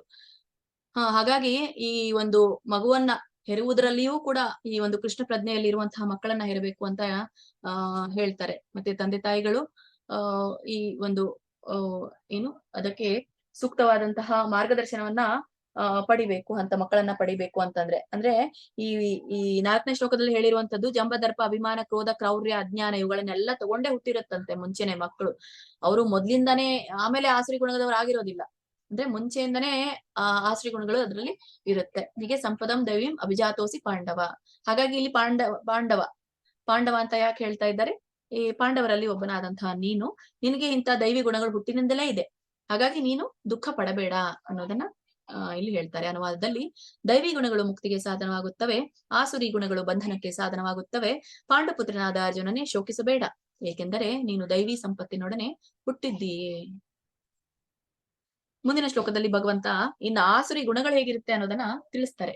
ಆಸುರಿ ಗುಣದವ್ರು ಹೇಗಿರ್ತಾರೆ? ಈಗಾಗಲೇ ಮೊದಲನೇ ಶ್ಲೋಕದಲ್ಲಿ ದೈವಿ ಗುಣಗಳನ್ನ ಹೇಳಿದ್ರು. ಈಗ ಆಸುರಿ ಗುಣದವ್ರು ಹೇಗಿರ್ತಾರೆ, ಹೇಗೆ ಅವರು ನಡೆದುಕೊಳ್ತಾರೆ ಅನ್ನೋದನ್ನ ಇಲ್ಲಿ ಹೇಳ್ತಾರೆ. ಭಗವದ್ಗೀತೆ 16ನೇ ಅಧ್ಯಾಯದ 6ನೇ ಶ್ಲೋಕ. ದ್ವೌ ಭೂತ ಸರ್ಗೋ ಲೋಕೇಸ್ಮಿನ್ ದೈವ ಆಸುರ ಏವ ಚ ದೈವೋ ವಿಸ್ತರಶಃ ಪ್ರೋಕ್ತ ಆಸುರಂ ಪಾರ್ಥ ಮೇ ಶೃಣು. ದ್ವೌ ಭೂತ ಸರ್ಗೋ ಅಂದ್ರೆ ದ್ವೌ ಅಂತಂದ್ರೆ ಇಲ್ಲಿ 2. ಭೂತ ಸರ್ಗವು ಅಂತಂದ್ರೆ ಈ ಒಂದು ಜೀವಿಗಳು ಹೇಗೆ ಭೂಮಿಯಲ್ಲಿ ಸೃಷ್ಟಿಯಾಗಿದೆಯೋ ಜಗತ್ತಿನಲ್ಲಿರುವಂತಹ ಸೃಷ್ಟಿಯಾಗಿರುವಂತಹ ಜೀವಿಗಳು ಏನಾಗಿದೆ? ಲೋಕೇಸ್ಮಿನ್, ಲೋಕದ. ಅಸ್ಮಿನ್ ಅಂತಂದ್ರೆ ಇಲ್ಲಿ ಇದೆ ಅಂತ ಹೇಳಿ, ಈ ಜಗತ್ತಿನಲ್ಲಿ. ಅಸ್ಮಿನ್ ಅಂತಂದ್ರೆ ಇದೆ. ಏನ್ ಹೇಳ್ತಾರೆ? ಈ ಒಂದು ಜಗತ್ತಿನಲ್ಲಿ ದ್ವೌಭೂತ ಸರ್ಗೋ ಲೋಕೇಸ್ಮಿನ್, ಈ ಜಗತ್ತಿನಲ್ಲಿ, ಈ ಲೋಕದಲ್ಲಿ 2 ವಿಧವಾದಂತಹ ಜನರು ಸೃಷ್ಟಿ ಆಗ್ತಾರೆ ಅಂತ ಹೇಳ್ತಾರೆ. ಈ ಲೋಕದಲ್ಲಿ ಕಲಿಯುಗದಲ್ಲಿ 2 ರೀತಿಯಾದಂತಹ ಜನ ಸೃಷ್ಟಿ ಆಗ್ತಾರೆ. ಅಲ್ಲಿ ಏನ್ ಹೇಳ್ತಾರೆ ಭಗವಂತ? ದೈವ ಆಸುರ ಏವಚ ಅಂತ 2 ವರ್ಗಗಳು ಯಾವುದು ಅಂತ ಹೇಳ್ತಾರೆ. ಒಂದು ದೈವ ಅಂದ್ರೆ ದೈವಿ ವರ್ಗದವರು, ಇನ್ನೊಂದು ಆಸುರ ವರ್ಗದವರು, ಇನ್ನೊಂದು ಆಸುರಿ ವರ್ಗ, ಆಸುರಿ ಸ್ವಭಾವಕ್ಕೆ ಸೇರಿದಂತವರು. ಮುಂದೆ ಏನ್ ಹೇಳ್ತಾರೆ? ದೈವೋ ವಿಸ್ತರಶಃ ಪ್ರೋಕ್ತ. ದೈವ ವಿಸ್ತರಶಃ, ದೈವ ವಿಸ್ತರಶಃ. ವಿಸ್ತರಶಃ ಅಂತಂದ್ರೆ ವಿಸ್ತರಿಸಿದ್ದೇನೆ ಅಂತ ಹೇಳ್ತಾನೆ ಭಗವಂತ. ದೈವೋ ಏನ್ ವಿಸ್ತರಿಸಿದ್ದೇನೆ? ದೈವಿ ಗುಣಗಳನ್ನ. ದೈವಿ ಗುಣಗಳು ಏನಿರ್ತವೆ ಅನ್ನೋದನ್ನ ಈಗಾಗಲೇ ನಾನು ವಿಸ್ತರಶಃ ಅಂತ ವಿಸ್ತಾರವಾಗಿ ನಾನು ನಿಮ್ಗೆ ಹೇಳಿದ್ದೇನೆ. ಪ್ರೋಕ್ತ ಅಂದ್ರೆ ಹೇಳಿದ್ದೇನೆ. ಆಸುರಂ ಪಾರ್ಥ ಮೇ ಶೃಣು. ಹಾಗಾದ್ರೆ ಈಗ ನಾನು ನಿನ್ಗೆ ಆಸುರಿ ಸ್ವಭಾವವನ್ನ ಹೇಳ್ತೀನಿ, ಕೇಳು. ಮೇ ಶೃಣು ಅಂತಂದ್ರೆ ನೀನು ಕೇಳು. ಪಾರ್ಥ ಅಂತ ಹೇಳ್ತಾರೆ. ಯಾಕೆ ಪಾರ್ಥ ಅಂತ? ಯಾಕಂದ್ರೆ ಪ್ರತಿಯ ಮಗನಾದ ಅರ್ಜುನನೇ, ನೀನು ಕೂಡ ದೈವಿ ಗುಣದಿಂದ ಹುಟ್ಟಿದ್ದೀಯಾ. ಹಾಗಾದ್ರೆ ಆಸುರಿ ಗುಣದವರ ಬಗ್ಗೆ ನಿನ್ಗೆ ಗೊತ್ತಿಲ್ಲ ಹೇಗಿರ್ತಾರೆ ಅನ್ನೋದನ್ನ ಕೇಳು ಅಂತ ಇಲ್ಲಿ ಹೇಳ್ತಾರೆ. ಅನುವಾದ: ಪಾರ್ಥನೆ, ಜಗತ್ತಿನಲ್ಲಿ ಸೃಷ್ಟಿಯಾಗಿರುವವರಲ್ಲಿ 2 ವಿಧಗಳು ಇವೆ. ಒಂದು ದೈವಿ ವರ್ಗ ಮತ್ತು ಇನ್ನೊಂದು ಆಸುರಿ ವರ್ಗ. ದೈವಿ ಗುಣಗಳನ್ನು ಈಗಾಗಲೇ ವಿವರವಾಗಿ ಹೇಳಿದ್ದೇನೆ, ಇನ್ನು ಆಸುರಿ ಗುಣಗಳನ್ನು ಕೇಳು. ಇಲ್ಲಿ ಭಗವಂತ ಒಂದೊಂದಾಗಿ ಆಸುರಿ ಗುಣಗಳನ್ನ ತಿಳಿಸ್ತಾ ಇದ್ದಾರೆ. ಏನನ್ನೋದನ್ನ ನೋಡೋಣ.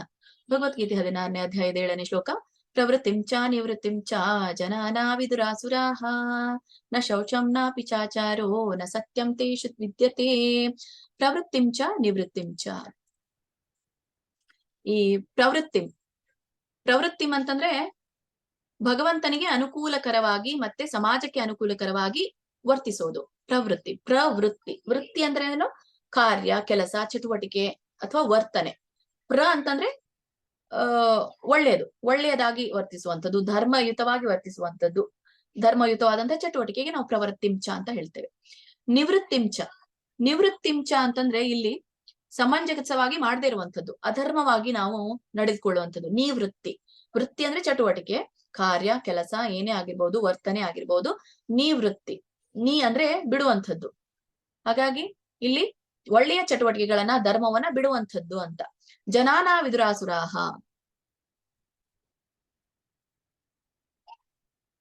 ಹಾಗಾದ್ರೆ ಜನರು ಇದನ್ನ ತಿಳಿದಿರೋದಿಲ್ಲ. ಏನನ್ನ ತಿಳಿದಿರೋದಿಲ್ಲ?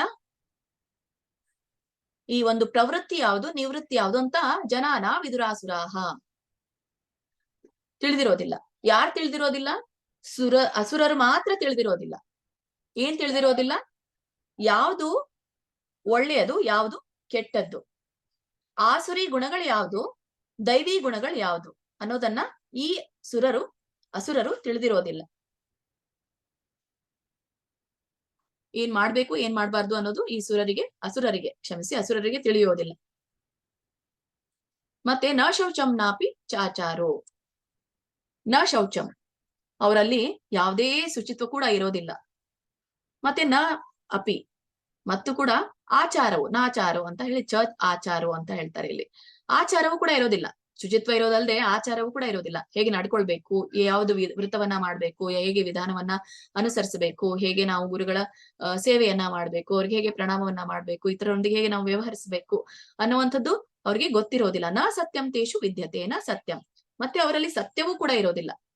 ಸತ್ಯವೂ ಇರೋದಿಲ್ಲ ಅಂತಂದ್ರೆ ಸತ್ಯವಾಗಿ ನಡ್ಕೊಳ್ಳೋದಿಲ್ಲ. ಮೋಸ, ವಂಚನೆ, ಮತ್ತೆ ಅಪ್ರಾಮಾಣಿಕತೆ ಇವೆಲ್ಲವೂ ಕೂಡ ಇಲ್ಲಿ ಇರುತ್ತೆ.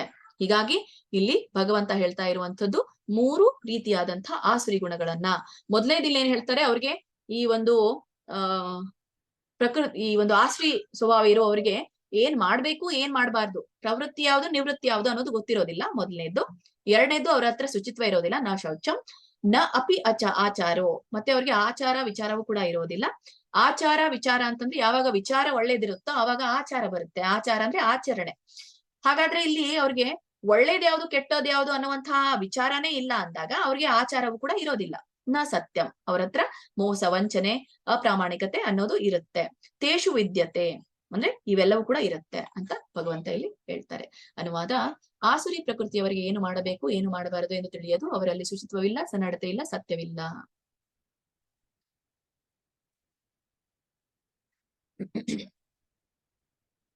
ಮುಂದಿನ ಶ್ಲೋಕದಲ್ಲಿ ಭಗವಂತ ಹೀಗೆ ಅವರು ಮತ್ ಯಾವ ತರ ವ್ಯವಹಾರವನ್ನ ಮಾಡ್ತಾರೆ, ಯಾಕೆ ಇವರಿಗೆ ಆಸುರಿ ಗುಣ ಹುಟ್ಟಿದೆ ಅನ್ನೋದನ್ನ ಇಲ್ಲಿ ಹೇಳ್ತಾರೆ. ಆಸುರಿ ಗುಣ ಅನ್ನೋದು 6 ಅರಿಷಡ್ ವೈರಿಗಳ ಮೇಲೆನೆ ನಿಂತಿರುವಂತದ್ದು. ಈಗಾಗಲೇ ಹೇಳಿದ್ದೀನಿ ನಿಮ್ಗೆ. ಯಾವುದು? ಕಾಮ, ಕ್ರೋಧ, ಲೋಭ, ಮೋಹ, ಮದ, ಮಾತ್ಸರ್ಯ. ಇವು 6. ಈ ಒಂದು ದೈವಿ ಗುಣಗಳು ಹೆಚ್ಚಿದ್ರೆ ಆಸುರಿ ಗುಣಗಳು ಇವುಗಳನ್ನ ಮಾತ್ರ ನಾವು ನೋಡ್ತೇವೆ.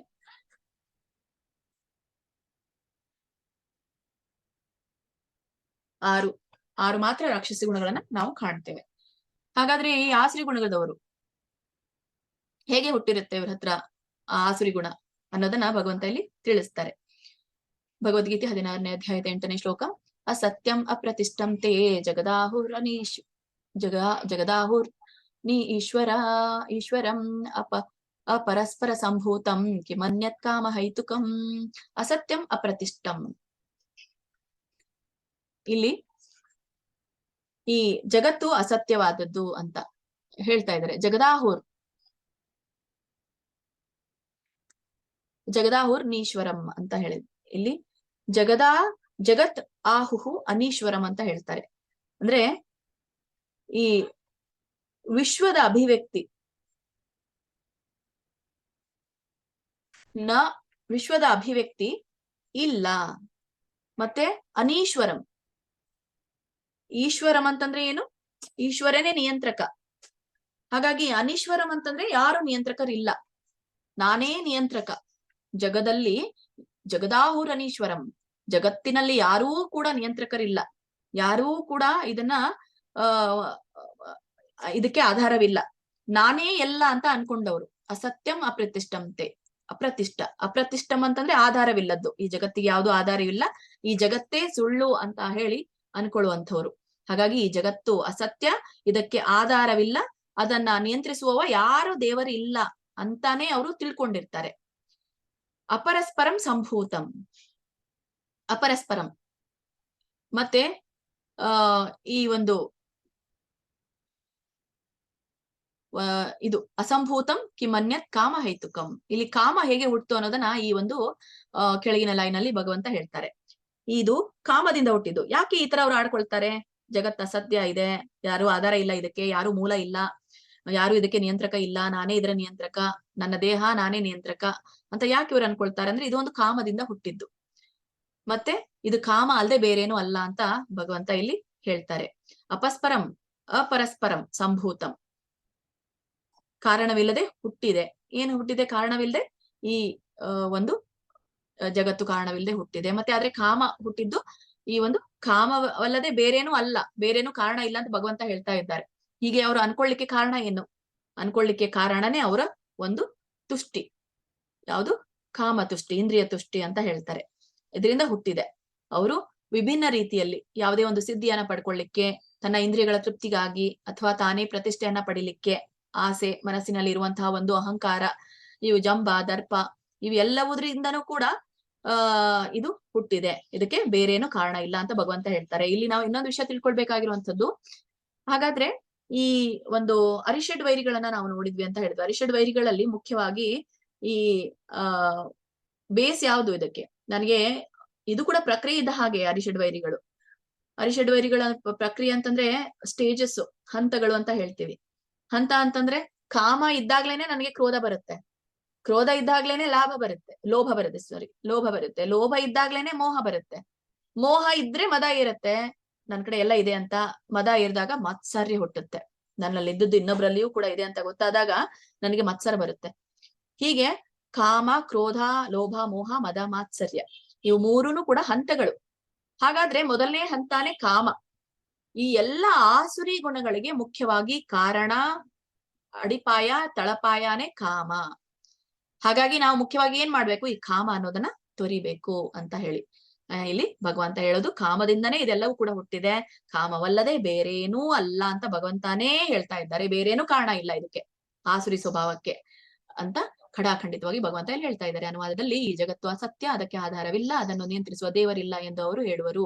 ಇದು ಕಾಮದಿಂದ ಹುಟ್ಟಿದ್ದು ಮತ್ತು ಕಾಮವಲ್ಲದೆ ಬೇರೇನೂ ಕಾರಣವಿಲ್ಲ ಎಂದು ಅವರು ಹೇಳುತ್ತಾರೆ.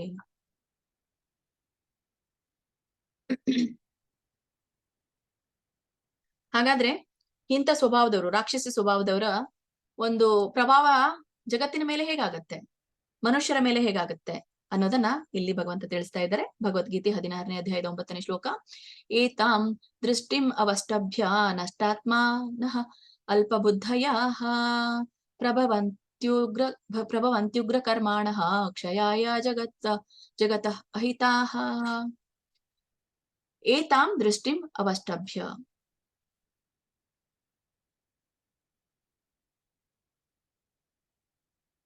ಏತಾಂ ಅಂದ್ರೆ ಏತಾಂ ದೃಷ್ಟಿಂ. ಏತಾಂ ದೃಷ್ಟಿಂ ಅಂದ್ರೆ ಯಾವ ದೃಷ್ಟಿ? ಈಗ ಮೇಲೆ ಹೇಳಿರುವಂತ ದೃಷ್ಟಿ. ಪ್ರತಿಯೊಂದು ಶ್ಲೋಕಕ್ಕೆ ಒಂದು ಲಿಂಕ್ ಇದೆ, ಹಿಂದಿನ ಒಂದು ವಿಷಯಕ್ಕೆ ಲಿಂಕ್ ಕೊಟ್ಟಿದ್ದಾರೆ ಭಗವಂತ. ಏನಂತ? ಈ ಅಸತ್ಯ, ಆಧಾರವಿಲ್ಲ ಅಂತ ಹೇಳೋದು, ಯಾರು ನಿಯಂತ್ರಕರಿಲ್ಲ ಅಂತ ಹೇಳೋದು, ಕಾಮ ಹುಟ್ಟಿದ್ದು, ಇವೆಲ್ಲವೂ ಕೂಡ ಇದೊಂದು ದೃಷ್ಟಿಕೋನ. ಏತಾಂ ದೃಷ್ಟಿಂ ಅವಷ್ಟಭ್ಯ. ಹೀಗೆ ಅವರು ಒಂದು ದೃಷ್ಟಿಕೋನವನ್ನ ಇಟ್ಕೊಂಡು, ಹೀಗೆ ಒಂದು ದೃಷ್ಟಿಕೋನವನ್ನ ಸ್ವೀಕರಿಸಿ ಏನ್ ಮಾಡ್ತಾ ಇದ್ದಾರೆ? ನಷ್ಟಾತ್ಮ ನ ಅಲ್ಪ ಬುದ್ಧಯಾಹ. ಹೀಗೆ ಅವರು ಈ ಇಂಥ ಒಂದು ನಿರ್ಣಯಗಳನ್ನ ಅವರು ಪಾಲಿಸಿ, ತಮ್ಮ ನಿರ್ಣಯ, ಇದೊಂದು ಡಿಸಿಷನ್ ಅಲ್ಲ, ಅವ್ರದ್ದು ಡಿಸಿಷನ್. ಈಗ ಏನೇ ಹೇಳ್ತೇವೆ, ಇಲ್ಲ ನಾನು ಸತ್ಯ ಹೇಳ್ತೀನಿ ಅಂತ ಇದ್ರೆ ಇದನ್ನ ನಂದು ಡಿಸಿಷನ್. ಮತ್ತೆ ಯಾವ್ದು ಆಧಾರವಿಲ್ಲ ಅಂತ ಹೇಳಿದಾಗ, ಭಗವಂತನಿದ್ದಾನೆ ಅಂತ ಹೇಳಿದ್ರೆ ಇದು ನನ್ನ ಡಿಸಿಷನ್, ಇದೊಂದು ನನ್ನ ನಿರ್ಧಾರ.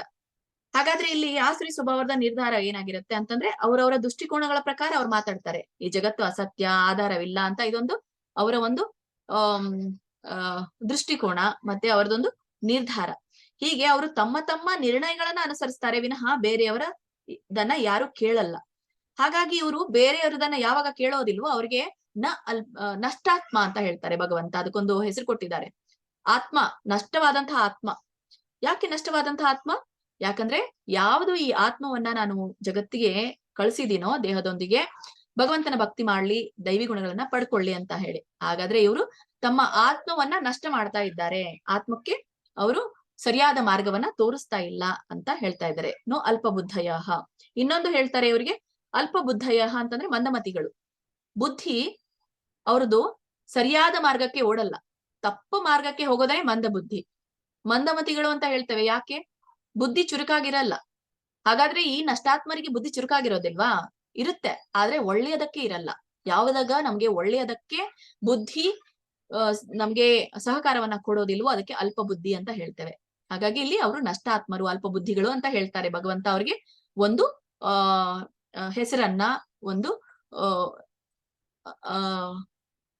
ಸಂಬೋಧನೆಯನ್ನ ಮಾಡ್ತಾ ಇದ್ದಾರೆ, ನಷ್ಟಾತ್ಮ, ಅಲ್ಪ ಬುದ್ಧಿಯವರು. ಇದು ನಿಮ್ಗೆ ಕ್ವಿಜ್ ಅಲ್ಲಿ ಕೇಳ್ಬಹುದು, MCQ ಅಲ್ಲಿ, ಮಲ್ಟಿ ಚಾಯ್ಸ್ ಕ್ವೆಶನ್ಸ್ ಅಲ್ಲಿ ಏನಂತ ಹೇಳ್ತಾರೆ ಭಗವಂತ ಈ ಒಂದು ತಮ್ಮ ತಮ್ಮ ದೃಷ್ಟಿಕೋನದಲ್ಲಿ ನಿರ್ಧಾರವನ್ನ ಕೊಡುವಂತವರಿಗೆ ಏನಂತ ಹೇಳ್ತಾರೆ? ಒಂದು ನಷ್ಟಾತ್ಮ, ಇನ್ನೊಂದು ಅಲ್ಪ ಬುದ್ಧಯಃ. ಮತ್ತೆ ಮುಂದೆ ಭಗವಂತ ಹೇಳ್ತಾರೆ, ಮತ್ತೆ ಅವ್ರು ಏನ್ ಮಾಡ್ತಾರೆ ಅಂತವ್ರು ಅಲ್ಪ ಬುದ್ಧಿ ಇಟ್ಕೊಂಡವ್ರು ಏನ್ ಮಾಡ್ತಾರೆ? ಪ್ರಭವಂತ್ಯುಗ್ರ ಕರ್ಮಾಣಂ. ಪ್ರಭವಂತಿ, ಅವ್ರಿಗೆ ಅವರು ಏಳಿಗೆ ಹೊಂತಾರೆ. ಎಲ್ಲಿ ಹೊಂತಾರೆ ಅಂದ್ರೆ ದುಃಖಮಯವಾದಂತಹ ಕಾರ್ಯ ಮಾಡೋದ್ರಲ್ಲಿಯೇ ಅವರು ಏಳಿಗೆಯನ್ನ ಹೊಂದೋದು. ಪ್ರಭವಂತಿ ಉಗ್ರ ಕರ್ಮಾಣ. ಈ ಉಗ್ರ ಕರ್ಮಾಣ ಅಂತ ಉಗ್ರವಾದಂತಹ ಕರ್ಮಗಳು. ಉಗ್ರ ಕರ್ಮಗಳು ಅಂತ ಹೇಳಿದ್ರೆ ಎಲ್ಲೋ ಬಾಂಬ್ ಬ್ಲಾಸ್ಟ್ ಆಯ್ತು, ಎಲ್ಲೋ ಒಂದು ಮನೆಗೆ ಬೆಂಕಿ ಹತ್ತಿತು, ಇವೆಲ್ಲ ಉಗ್ರವಾದಂತ ಈ ಒಂದು ಜಗತ್ತಿಗೆ ಏನು ನಾಶ ಮಾಡುವಂತಹ, ಜಗತ್ತಿಗೆ ನಷ್ಟ ಮಾಡುವಂತಹ, ಜಗತ್ತನ್ನ ನಾಶ ಮಾಡುವಂತಹ ಕಾರ್ಯಗಳನ್ನ ಮಾಡುವವರಿಗೆ ಉಗ್ರ ಕರ್ಮ ಅಂತ ಹೇಳ್ತೇವೆ. ಸೊ ಅವ್ರು ಯಾವಾಗ್ಲೂ ಕೂಡ ಇಂಥ ಕಾರ್ಯಗಳನ್ನ ಮಾಡ್ತಾರೆ. ಹೀಗೆ ಹಿರಣ್ಯಕಶಿಪು ಹಿರಣ್ಯಾಕ್ಷ ದಿತಿಯಿಂದ ಹುಟ್ಟಿದಂಥವ್ರು ಈ ಸಂಜೆಯ ವೇಳೆ, ಇದೇ ಸಂಜೆಯ ವೇಳೆಗೆ ಈ ಕಶ್ಯಪು ಮತ್ತೆ ದಿತಿ ಸೇರಿರೋದ್ರಿಂದ ಇಂಥ ಈ ನಷ್ಟಾತ್ಮರು ಹುಟ್ಟುತ್ತಾರೆ. ಹೀಗೆ ಇಲ್ಲಿ ಇವರು ಅವರು ಹಿರಣ್ಯಕಶಿಪು ಮತ್ತೆ ಹಿರಣ್ಯಾಕ್ಷ ಅಂತ್ಯ ಕಾರ್ಯಗಳನ್ನೇ ಮಾಡಿದ್ದಾರೆ. ಕ್ಷಯಯಾ ಜಗತೋ ಹಿತಾಹ, ಈ ಜಗತ್ತಿನ ಹಿತ ಅಹಿತಃ, ಜಗತಃ ಅಹಿತಾಹ, ಜಗತ್ತಿಗೆ ಹಿತವನ್ನ ಮಾಡೋದಿಲ್ಲ ಅವರು. ಹಾಗಾದ್ರೆ ಏನ್ ಮಾಡ್ತಾರೆ? ಹಿತವನ್ನ ಮಾಡದೆ ಜಗತ್ತಿನ ನಾಶವನ್ನ ಮಾಡ್ತಾ ಹೋಗ್ತಾರೆ ಅಂತ ಇಲ್ಲಿ ಹೇಳ್ತಾರೆ. ಅನುವಾದ: ಇಂತಹ ನಿರ್ಣಯಗಳನ್ನು ಅನುಸರಿಸುವ ರಾಕ್ಷಸಿ ಸ್ವಭಾವದವರು ನಷ್ಟಾತ್ಮರು, ಅವರಿಗೆ ಬುದ್ಧಿ ಇಲ್ಲ, ಹಾಗಾಗಿ ಅವರು ಅಲ್ಪ ಬುದ್ಧಿಯವರು, ಅವರ ಜಗತ್ತಿನ ನಾಶಕ್ಕೆ ಕಾರಣವಾಗುವ ಉಗ್ರವಾದಂತಹ ಕರ್ಮಗಳನ್ನು ಮಾಡುತ್ತಾರೆ.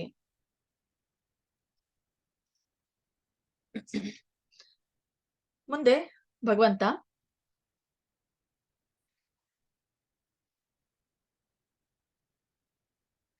ಈಗ ಕಾಮ ಪ್ರಾರಂಭ ಆಯ್ತು, ಅಲ್ಲಿ ಕಾಮ ಹುಟ್ಕೊಂತು.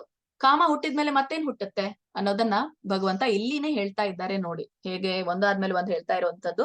ಕಾಮ ಅಲ್ಲಿ ಹುಟ್ಟಿತ್ತು, ಕಾಮದಿಂದಾನೇ ಹೊರತು ಬೇರೆ ಯಾವ್ದಕ್ಕೂ ಅಲ್ಲ ಅಂತ ಭಗವಂತ ಹೇಳಿದ್ರು. ಈಗ ಇಲ್ಲಿ ಕಾಮ ಆದ್ಮೇಲೆ ಏನ್ ಹುಟ್ಟುತ್ತೆ? ಈ ಕಾಮ ಈ ಕ್ರೋಧದಿಂದ ಉಗ್ರ ಕರ್ಮ ಮಾಡ್ತಾರೆ. ಮತ್ತೆ ಇನ್ನ ಲೋಭ ಹುಟ್ಟುತ್ತೆ, ಮತ್ತೆ ಲೋಭ ಆದ್ಮೇಲೆ ಏನ್ ಹುಟ್ಟುತ್ತೆ ಅನ್ನೋದನ್ನ ಹೇಳ್ತಾರೆ. ಭಗವದ್ಗೀತೆ 16ನೇ ಅಧ್ಯಾಯದ 10ನೇ ಶ್ಲೋಕ. ಕಾಮಮಾಶ್ರಿತ್ಯ ದುಷ್ಪೂರಂ ದಂಭಮಾನಂ ಅದಾನ್ವಿತಾಃ ಮೋಹಾದ್ ಗ್ರಹಿತಾ ಅಸ್ವದ್ಗ್ರಾಹಾನ್ ಪ್ರವೃತ್ತಂತಹ ಅಶುಚಿವ್ರತಾಃ. ಕಾಮಂ ಆಶ್ರಿತ್ಯ ಅಂದ್ರೆ ಯಾರು ಈ ಕಾಮವನ್ನ ಆಶ್ರಯಿಸ್ತಾರೋ, ಕಾಮವನ್ನ ಭಗವಂತ ಹೇಳಿರುವಂತದ್ದು ಈಗಾಗ್ಲೇ ಈ ಅಸತ್ಯ, ಆಧಾರವಿಲ್ಲದ್ದು ಇವೆಲ್ಲವೂ ಕೂಡ ಕಾಮದಿಂದ ಹುಟ್ಟಿದ್ದು. ಹಾಗಾಗಿ ಈ ಕಾಮವನ್ನೇ ಆಶ್ರಯವನ್ನಾಗಿ ಮಾಡ್ಕೊಳ್ತಾರೆ.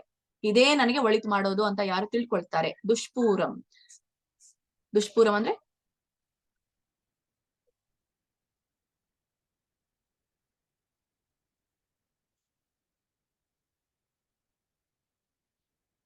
ಈ ಒಂದು ಏನೋ ದುಷ್ಪರಿಣಾಮವನ್ನ ಈ ಕೊಡುವಂತಹ ಏನು ದಂಭಮಾನಂ ಅದಾನ್ವಿತಾಹ. ದಂಭ ಅಂತಂದ್ರೆ ಈ ಒಂದು ದಂಭ ಬಾಳ ಇದೆ ಅಂತ ಹೇಳ್ತೀವಿ, ಅಲ್ಲಿ ಗರ್ವ ಬಹಳ ಇರೋದು ಅಂತ ಹೇಳ್ತಾರೆ. ಆಮೇಲೆ ಮಾನ ಅಂತ ಹೇಳ್ತೀವಿ. ಈಗಾಗ್ಲೇ ಹೇಳಿರುವಂತದ್ದು ಇದನ್ನ ಹಿಂದಿನ ಶ್ಲೋಕಗಳಲ್ಲಿ ಭಗವಂತ ಜಂಬ, ದರ್ಪ, ಅಭಿಮಾನ, ಕ್ರೋಧ 4ನೇ ಶ್ಲೋಕದಲ್ಲಿ ಹೇಳಿರುವಂತದ್ದು ಅದನ್ನೇ ಇಲ್ಲಿ ರಿಪೀಟ್ ಮಾಡ್ತಾ ಇದ್ದಾರೆ. ಕಾಮ ಆಶ್ರಿತ್ಯ, ಯಾರು ಕಾಮದಲ್ಲಿ ಇರ್ತಾರೋ ಅವರು ದಂಭಪೂರ್ಣ ಆಗಿರ್ತಾರೆ, ಅಭಿಮಾನ ಬಯಸ್ತಾರೆ. ಮತ್ತೆ ಈ ಅದಾನ್ವಿತಾಹ ಅಂದ್ರೆ ಮದದಿಂದ ಕೂಡಿರ್ತಾರೆ. ಆಮೇಲೆ ಮದದಿಂದ ಕೂಡಿ ಅವ್ರಿಗೆ ಏನಾಗುತ್ತೆ? ಈ ಮೋಹದಿಂದ ಏನಾಗುತ್ತೆ? ಮದ ಕೂಡಿರುತ್ತೆ. ಹೀಗೆ ಈ ಒಂದು ಹೇಳ್ತೇನೆ ನೋಡಿ ಇನ್ನೊಮ್ಮೆ. ದಂಭ, ಮಾನ ಮತ್ತೆ ಈ ಒಂದು ಮದ, ಇವೆಲ್ಲವೂ ಕೂಡ ಮೋಹದಿಂದ ಅವ್ರಿಗೆ ಬಂದಿದೆ. ಯಾವಾಗ ಕಾಮವನ್ನ ಆಶ್ರಯಿಸಿದಾಗ ಇವು 4 ಕೂಡ ನಮ್ಗೆ ಈ ಬೋನಸ್ ಇದ್ದ ಹಾಗೆ. ನಿನ್ಗೆ ಕಾಮ ಬಂದ್ಬಿಟ್ರೆ ಮುಂದಿನ ಎಲ್ಲವೂ ಕೂಡ ನಿನಗೆ ಭಗವಂತ ಅವನ್ನ ಕೊಟ್ಟು ಬಿಡ್ತಾನೆ ಅಂತ ಹೇಳಿ. ಅಂದ್ರೆ ಅದು ತಾನಾಗೇನೆ ಬಂದ್ಬಿಡುತ್ತೆ, ಅದು ಬೆಳೆಸಿ ಬಿಡುತ್ತೆ ಇವುಗಳನ್ನ. ಮೋಹಾದ್ ಗ್ರಹಿತ್ವಾಸದ್ ಗ್ರಾಹಾನ್ ಪ್ರವಂತಹ ಅಶುಚಿವ್ರತಾಹ ಅಂತ ಹೇಳ್ತಾರೆ. ಹೀಗೆ ಇವರು ಒಣ ಪ್ರತಿಷ್ಠೆಯಿಂದ ಮೋಹಿತರಾಗಿರ್ತಾರೆ. ಮತ್ತೆ ತಾವು ಗ್ರಹಿತಾಸ್ವಾದ್ ಗ್ರಾಹಾನ್ ಅಂತಂದ್ರೆ ಇಲ್ಲಿ ತಾವೇ ತಮ್ಮ ಒಣ ಪ್ರತಿಷ್ಠೆಯ ಉನ್ಮಾದಗಳಲ್ಲಿ ಮೈ ಮರೆತಿರ್ತಾರೆ. ನಾನೇ ಇದಕ್ಕೆ ಒಡೆಯ ಅಂತ ಹೇಳಿ, ಹೇಗೆ ಹಿರಣ್ಯಕಶಿಪು ನಾನೇ ಭಗವಂತ, ನನ್ನನ್ನೇ ಭಗವಂತನಂತ ಹೇಳುವಂತಹ ಅವನು ಎಷ್ಟೆಲ್ಲ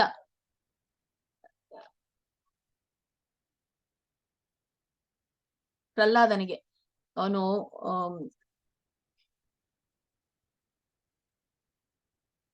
ಕಠಿಣವಾದಂತಹ ಕೆಲವೊಂದು ಶಿಕ್ಷೆನ ಕೊಡ್ತಾನೆ. ನಾನೇ ಭಗವಂತ, ನನ್ನ ನಾಮ ನೀನು ಜಪಿಸು ಅಂತ ಹೇಳಿ.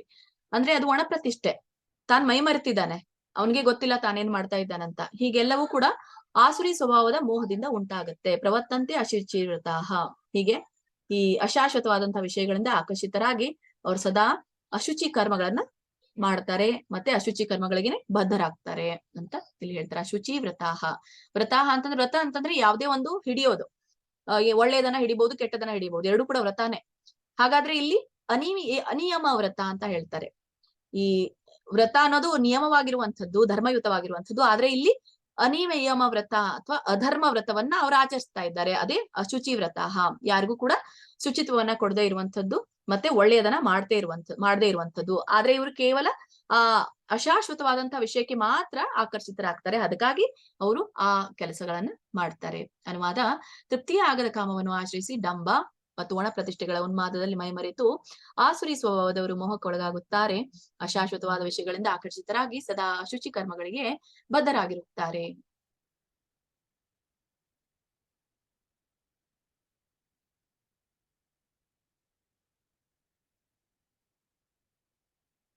ಇನ್ನೊಂದು ನನಗೆ 5 ಮಿನಿಟ್ಸ್ ಸಮಯವನ್ನ ಕೊಡಿ, ನಾನು ಇದೆರಡು ಶ್ಲೋಕಗಳನ್ನ ಮುಗಿಸ್ತೇನೆ.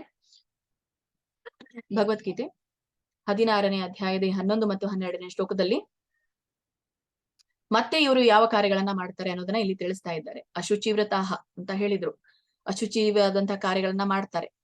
ಹೀಗೆ ಮತ್ತೇನು ಇನ್ನ ಕಾರ್ಯಗಳನ್ನ ಮಾಡ್ತಾರೆ, ಮತ್ತೇನು ಇವರು ಯಾವ ಸ್ವಭಾವಗಳನ್ನ ಬೆಳೆಸ್ಕೊಂಡಿರ್ತಾರೆ ಅನ್ನೋದನ್ನ ಇಲ್ಲಿ ಹೇಳ್ತಾರೆ. ಭಗವದ್ಗೀತೆ 16ನೇ ಅಧ್ಯಾಯದ 11ನೇ ಶ್ಲೋಕ: ಚಿಂತಾಮ ಪರಿಮೇಯಾಂ ಚ ಪ್ರಲಯಂತಾಂ ಉಪಾಶ್ರಿತಾಃ ಕಾಮೋಪ ಭೋಗ ಪರಮಾಯೇತ ವದಿತಿ ನಿಶ್ಚಿತಾಃ. ಇಲ್ಲಿ ಹೇಳ್ತಾ ಇರೋದು ಈ ಚಿಂತಾಂ ಅಪರಿಮೇಯಾಂ, ಈ ಒಂದು ಭಯ ಆತಂಕಗಳು,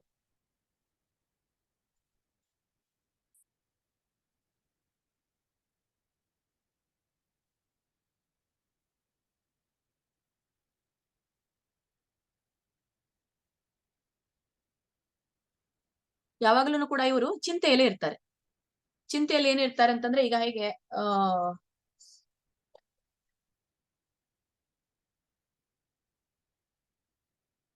ಕಂಸ, ಉದಾಹರಣೆಗೆ ಕಂಸ ಯಾವಾಗ್ಲೂ ಕೂಡ ಚಿಂತೆಯಲ್ಲಿನೇ ಇದ್ದ. ಹೇಗೆ 8ನೇ ಮಗು ಬಂದು ಸಾಯಿಸುತ್ತೆ ಅಂತ ಆಕಾಶವಾಣಿ ಬಂದಾಗ ಅವನು ಚಿಂತಾಕ್ರಾಂತನಾದ. ಸದಾ ಅದನ್ನೇ ಯೋಚನೆ ಮಾಡ್ತಾ ಇದ್ದ, ಆತಂಕದಲ್ಲಿ ಇರ್ತಾ ಇದ್ದ.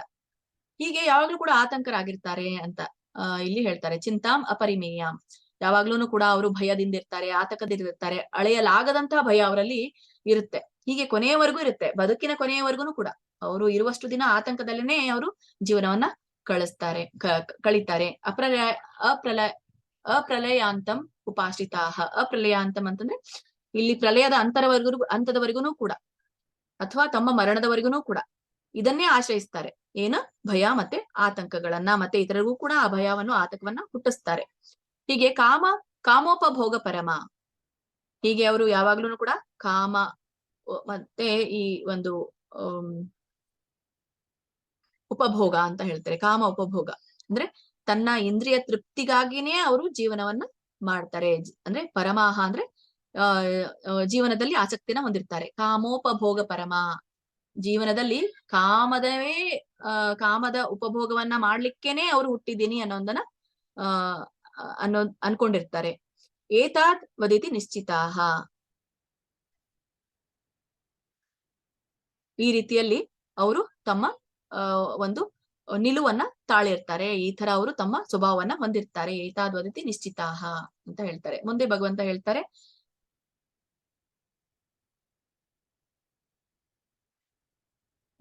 ಯಾಕೆ ಈ ಒಂದು ಕಾಮದ ಉಪಭೋಗದಲ್ಲಿ ಅವರು ತೊಡಗ್ತಾರೆ ಅನ್ನೋದನ್ನ ಇಲ್ಲಿ ಹೇಳ್ತಾರೆ. ಭಗವದ್ಗೀತೆ 16ನೇ ಅಧ್ಯಾಯದ 12ನೇ ಶ್ಲೋಕ: ಆಶಾ ಪಾಶ ಶತೈರ್ಬದ್ಧಾಃ ಕಾಮಕ್ರೋಧ ಪರಾಯಣಾಃ ಇಹಂತೆ ಕಾಮಭೋಗಾರ್ಥಂ ಅನ್ಯಾಯೇನಾರ್ಥ ಸಂಜಯಾನ್. ಆಶಾಪಾಶ ಶತೈರ್ಬದ್ಧಾಃ. ಆಶಾಪಾಶ, ಈ ಆಶೆಯ ಪಾಶ ಅಂತ ಹೇಳ್ತಾರೆ. ಆಶಾಪಾಶ ಅಂತಂದ್ರೆ ಆಶೆಯ ಬಲೆ. ಆಸೆ ಅನ್ನೋದು ಒಂದು ಬಲೆ, ನಮ್ಮನ್ನ ತನ್ನ ಬಲೆಗೆ ಹಾಕೊಂಡ್ ಬಿಡುತ್ತೆ. ಬಲೆಗೆ ಹಾಕೊಂಡು ತಾನು ಒಂದು ನಾಟಕವನ್ನ ನೋಡುತ್ತೆ. ಶತೈರ್ಬದ್ಧಾಃ, ಹಾಗಾಗಿ ನಾವು ಬಲೆಯಲ್ಲಿ ಸಿಕ್ಕೊಂಡು ನರಳಾಡ್ತೀವಿ, ಒದ್ದಾಡ್ತೀವಿ. ಸಿಕ್ಕು ಬಿದ್ದು ನಮ್ಗೆ ಮತ್ತೆ ಕಾಮ ಕ್ರೋಧದಲ್ಲಿ, ಕಾಮ ಕ್ರೋಧ ಪರಾಯಣಾಹ, ನಾವು ಈ ಆಶೆಯ ಪಾಶದಲ್ಲಿ ಬದ್ಧರಾಗಿ ಏನ್ ಮಾಡ್ತೇವೆ, ಈ ಕಾಮ ಕ್ರೋಧಗಳಲ್ಲಿ ಮುಳುಗಿಬಿಡ್ತೇವೆ. ಮುಳುಗಿಬಿಟ್ಟು ಇಹಂತೆ ಕಾಮ ಭೋಗಾರ್ಥಂ, ಹೀಗೆ ನಾವು ಕಾಮದ ಭೋಗಕ್ಕಾಗಿಯೇ ಜನಿಸಿದೀವಿ ಅಂತ ಇಟ್ಕೊಂಡು ಅನ್ಯಾಯೇನಾರ್ಥ ಸಂಜಯ, ಹೀಗೆ ಅನ್ಯಾಯದ ರೀತಿಯಲ್ಲಿ ನಾವು ನಮ್ಮ ಇಂದ್ರಿಯ ತೃಪ್ತಿಗಾಗಿ ಇಂಥ ಒಂದು ಅನ್ಯಾಯಯುತವಾದಂತಹ ಕಾರ್ಯಗಳನ್ನ ಮಾಡ್ತಾ ಹೋಗ್ತೀವಿ ಅಂತ ಹೇಳ್ತಾರೆ. ಇಲ್ಲಿ ಇನ್ನೊಂದು ಹೇಳ್ತಾ ಇರೋದು ಅನ್ಯಾಯೇನಾರ್ಥ ಸಂಜಯಾನ್. ಇಲ್ಲಿ ಅನ್ಯಾಯ ಅರ್ಥಂ ಅಂತ ಹೇಳ್ತಾರೆ. ಅರ್ಥಂ ಅನ್ಯಾಯೇನ ಅರ್ಥಂ ಅನ್ಯಾಯೇನ ಅಂತಂದ್ರೆ ಈ ಒಂದು ವಿವಿಧ ಉದ್ದೇಶಕ್ಕಾಗಿ ಏನೇ ನಾನು ಕೆಟ್ಟ ಕಾರ್ಯವನ್ನ ಮಾಡಿದ್ರು ಒಂದು ವಿವಿಧ ಉದ್ದೇಶ ಇರುತ್ತೆ. ಈಗ ಒಬ್ರು ತನ್ನ ಭೂಮಿಯನ್ನಾಗಿ ವಶಪಡಿಸ್ಕೊಳ್ಳಿಕ್ಕೆ ಅದು ಒಂದು ಅರ್ಥೇನ ಅಂದ್ರೆ ಒಂದು ಉದ್ದೇಶಕ್ಕಾಗಿ. ಯಾಕಂದ್ರೆ ಆ ಒಂದು ಸಂಪತ್ತು ನನಗ್ ಬೇಕು, ಆ ಒಂದು ಐಶ್ವರ್ಯ ನನಗ್ ಬೇಕು ಅನ್ನುವಂತ ಒಂದು ಉದ್ದೇಶ.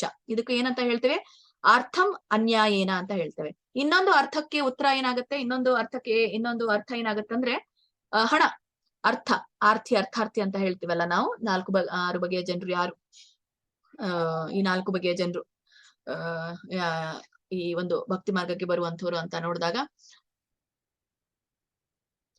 ಅದರಲ್ಲಿ ಅರ್ಥ ಅಂದ್ರೆ ಹಣವನ್ನ ಬಯಸಿ, ಸಂಪತ್ತನ್ನ ಬಯಸಿ ಬರುವಂತವ್ರು. ಹಾಗೇನೆ ಇಲ್ಲಿ ಹಣವನ್ನ ಸಂಗ್ರಹಿಸ್ಲಿಕ್ಕೆ, ಸಂಪತ್ತನ್ನ ಸಂಗ್ರಹಿಸ್ಲಿಕ್ಕೆ ಅವರು ಮುಂದಾಗಿರ್ತಾರೆ. ಆದ್ರೆ ಆ ಹಣವನ್ನ ಹೇಗೆ ಸಂಗ್ರಹಿಸ್ತಾರೆ ಅಂದ್ರೆ ಅನ್ಯಾಯದಿಂದ, ಇತರರಿಗೆ ನೋವನ್ನ ಮಾಡಿ, ಇತರರಿಗೆ ದುಃಖವನ್ನ ಕೊಟ್ಟು, ಇತರರನ್ನ ಸಂಹರಿಸಿ ಈ ಒಂದು ಹಣವನ್ನ ಅವರು ಸಂಗ್ರಹಿಸುವಂಥದ್ದು. ಇಂಥವು ಇವರ ಲಕ್ಷಣಗಳಾಗಿರುತ್ತೆ ಅನ್ನೋದನ್ನ ಭಗವಂತ ಹೇಳ್ತಾರೆ ಅನುವಾದದಲ್ಲಿ. ಇಂದ್ರಿಯ ಭೋಗವೇ ಮಾನವ ನಾಗರಿಕತೆಯ ಮುಖ್ಯ ಅಗತ್ಯ ಎಂದು ಅವರು ನಂಬುತ್ತಾರೆ.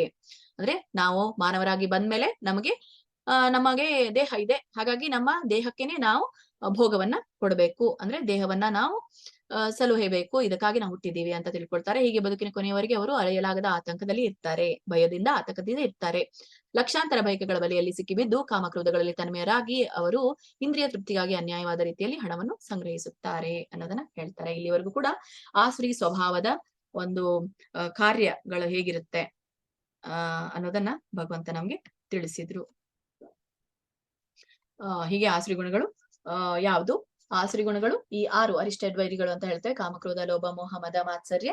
ಮತ್ತೆ ಇವುಗಳೆಲ್ಲ ಅವನು ಯಾವ್ದೆಲ್ಲ ಕೆಲಸ ಮಾಡ್ತಾನೆ ಅನ್ನೋದನ್ನ 12ನೇ ಶ್ಲೋಕದವರೆಗೂ ನಾವು ನೋಡಿದ್ವಿ. ಇನ್ನ ಮುಂದಿನ ಶ್ಲೋಕಕ್ಕೆ ನಾವು ಭಗವಂತ ಮತ್ತೆ ನಮ್ಗೆ ಈ ಸ್ವಭಾವದವರು ಯಾವ ಯೋಚನೆ ಇರುತ್ತೆ ಅವ್ರಿಗೆ, ಅವರ ನಿರ್ಧಾರಗಳು ಯಾವ್ಯಾವ್ದು ಅನ್ನೋದನ್ನ ನಮ್ಗೆ ತಿಳಿಸ್ತಾರೆ. ಅದೇನ್ ಅನ್ನೋದನ್ನ ನಾವು ಮುಂದಿನ ತರಗತಿಯಲ್ಲಿ ನೋಡೋಣ. ಎಲ್ಲ ಭಕ್ತರಿಗೆ ಧನ್ಯವಾದಗಳು. ಯಾರಿಗಾದ್ರೂ ಪ್ರಶ್ನೆಗಳಿದ್ರೆ ಹ್ಯಾಂಡ್ ರೈಸ್ ಮಾಡಬಹುದು. ಹರೇ ಕೃಷ್ಣ. ವಾಂಛಾ ಕಲ್ಪತರುಭ್ಯಶ್ಚ ಕೃಪಾ ಸಿಂಧುಭ್ಯೋ ಏವ ಚ ಪತಿತಾನಾಂ ಪಾವನೇಭ್ಯೋ ವೈಷ್ಣವೇಭ್ಯೋ ನಮೋ ನಮಃ. ಅನಂತ ಕೋಟಿ ವೈಷ್ಣವೃಂದ ಕೀ ಜೈ. ಶ್ರೀಲ ಪ್ರಭುಪಾದ್ ಕೀ ಜೈ. ಎಲ್ಲರಿಗೂ ಕೂಡ ಅರ್ಥವಾಗುವಂತಹ ಶ್ಲೋಕಗಳೇ, ಅಧ್ಯಾಯಗಳೇ ಇದೆ. ಇದು ಮುಖ್ಯವಾಗಿ ಈ ಒಂದು ಭಕ್ತಿ ಯೋಗ ಮತ್ತೆ ಮೊದಲೇ ಇರುವಂತಹ ಈ ಕರ್ಮ ಜ್ಞಾನ ಯೋಗ, ಅವುಗಳು ಸ್ವಲ್ಪ ಮುಖ್ಯವಾಗಿ ತಿಳ್ಕೊಳ್ಬೇಕಾಗಿರುವಂತದ್ದು. ಇದನ್ನ ಓದಿದ್ರು ಕೂಡ ಅರ್ಥ ಆಗುವಂಥದ್ದು. ಪ್ರಶ್ನೆಗಳಿದೆಯಾ ಯಾರಿಗಾದ್ರೂ? ಏಕಾದಶಿಯ ಕುರಿತಾಗಿ ಅಥವಾ ವಿಷು ಪಂಚಕ ಕುರಿತಾಗಿ ಅಥವಾ ಈ ಓಕೆ. ಹರೇ ಕೃಷ್ಣ. ಪ್ರಭುಜಿ ಹೇಳಿ ಪ್ರಭುಜಿ. ಹರೇ ಕೃಷ್ಣ. ಅನ್ಮ್ಯೂಟ್ ಮಾಡಿದ್ದೀನಿ. ಹೇಳಿ. ಇದು ತುಳಸಿ ಹೂವು ಇಡ್ಬೋದು ಅಂತ ಹೇಳಿರಲ್ಲ ಶಿವನಿಗೆ? ಅಲ್ಲ ಅಲ್ಲ ಶಿವನಿಗೆ ಅಲ್ಲ ಅದು ಮಂಜರಿ ಇಡಬಹುದು.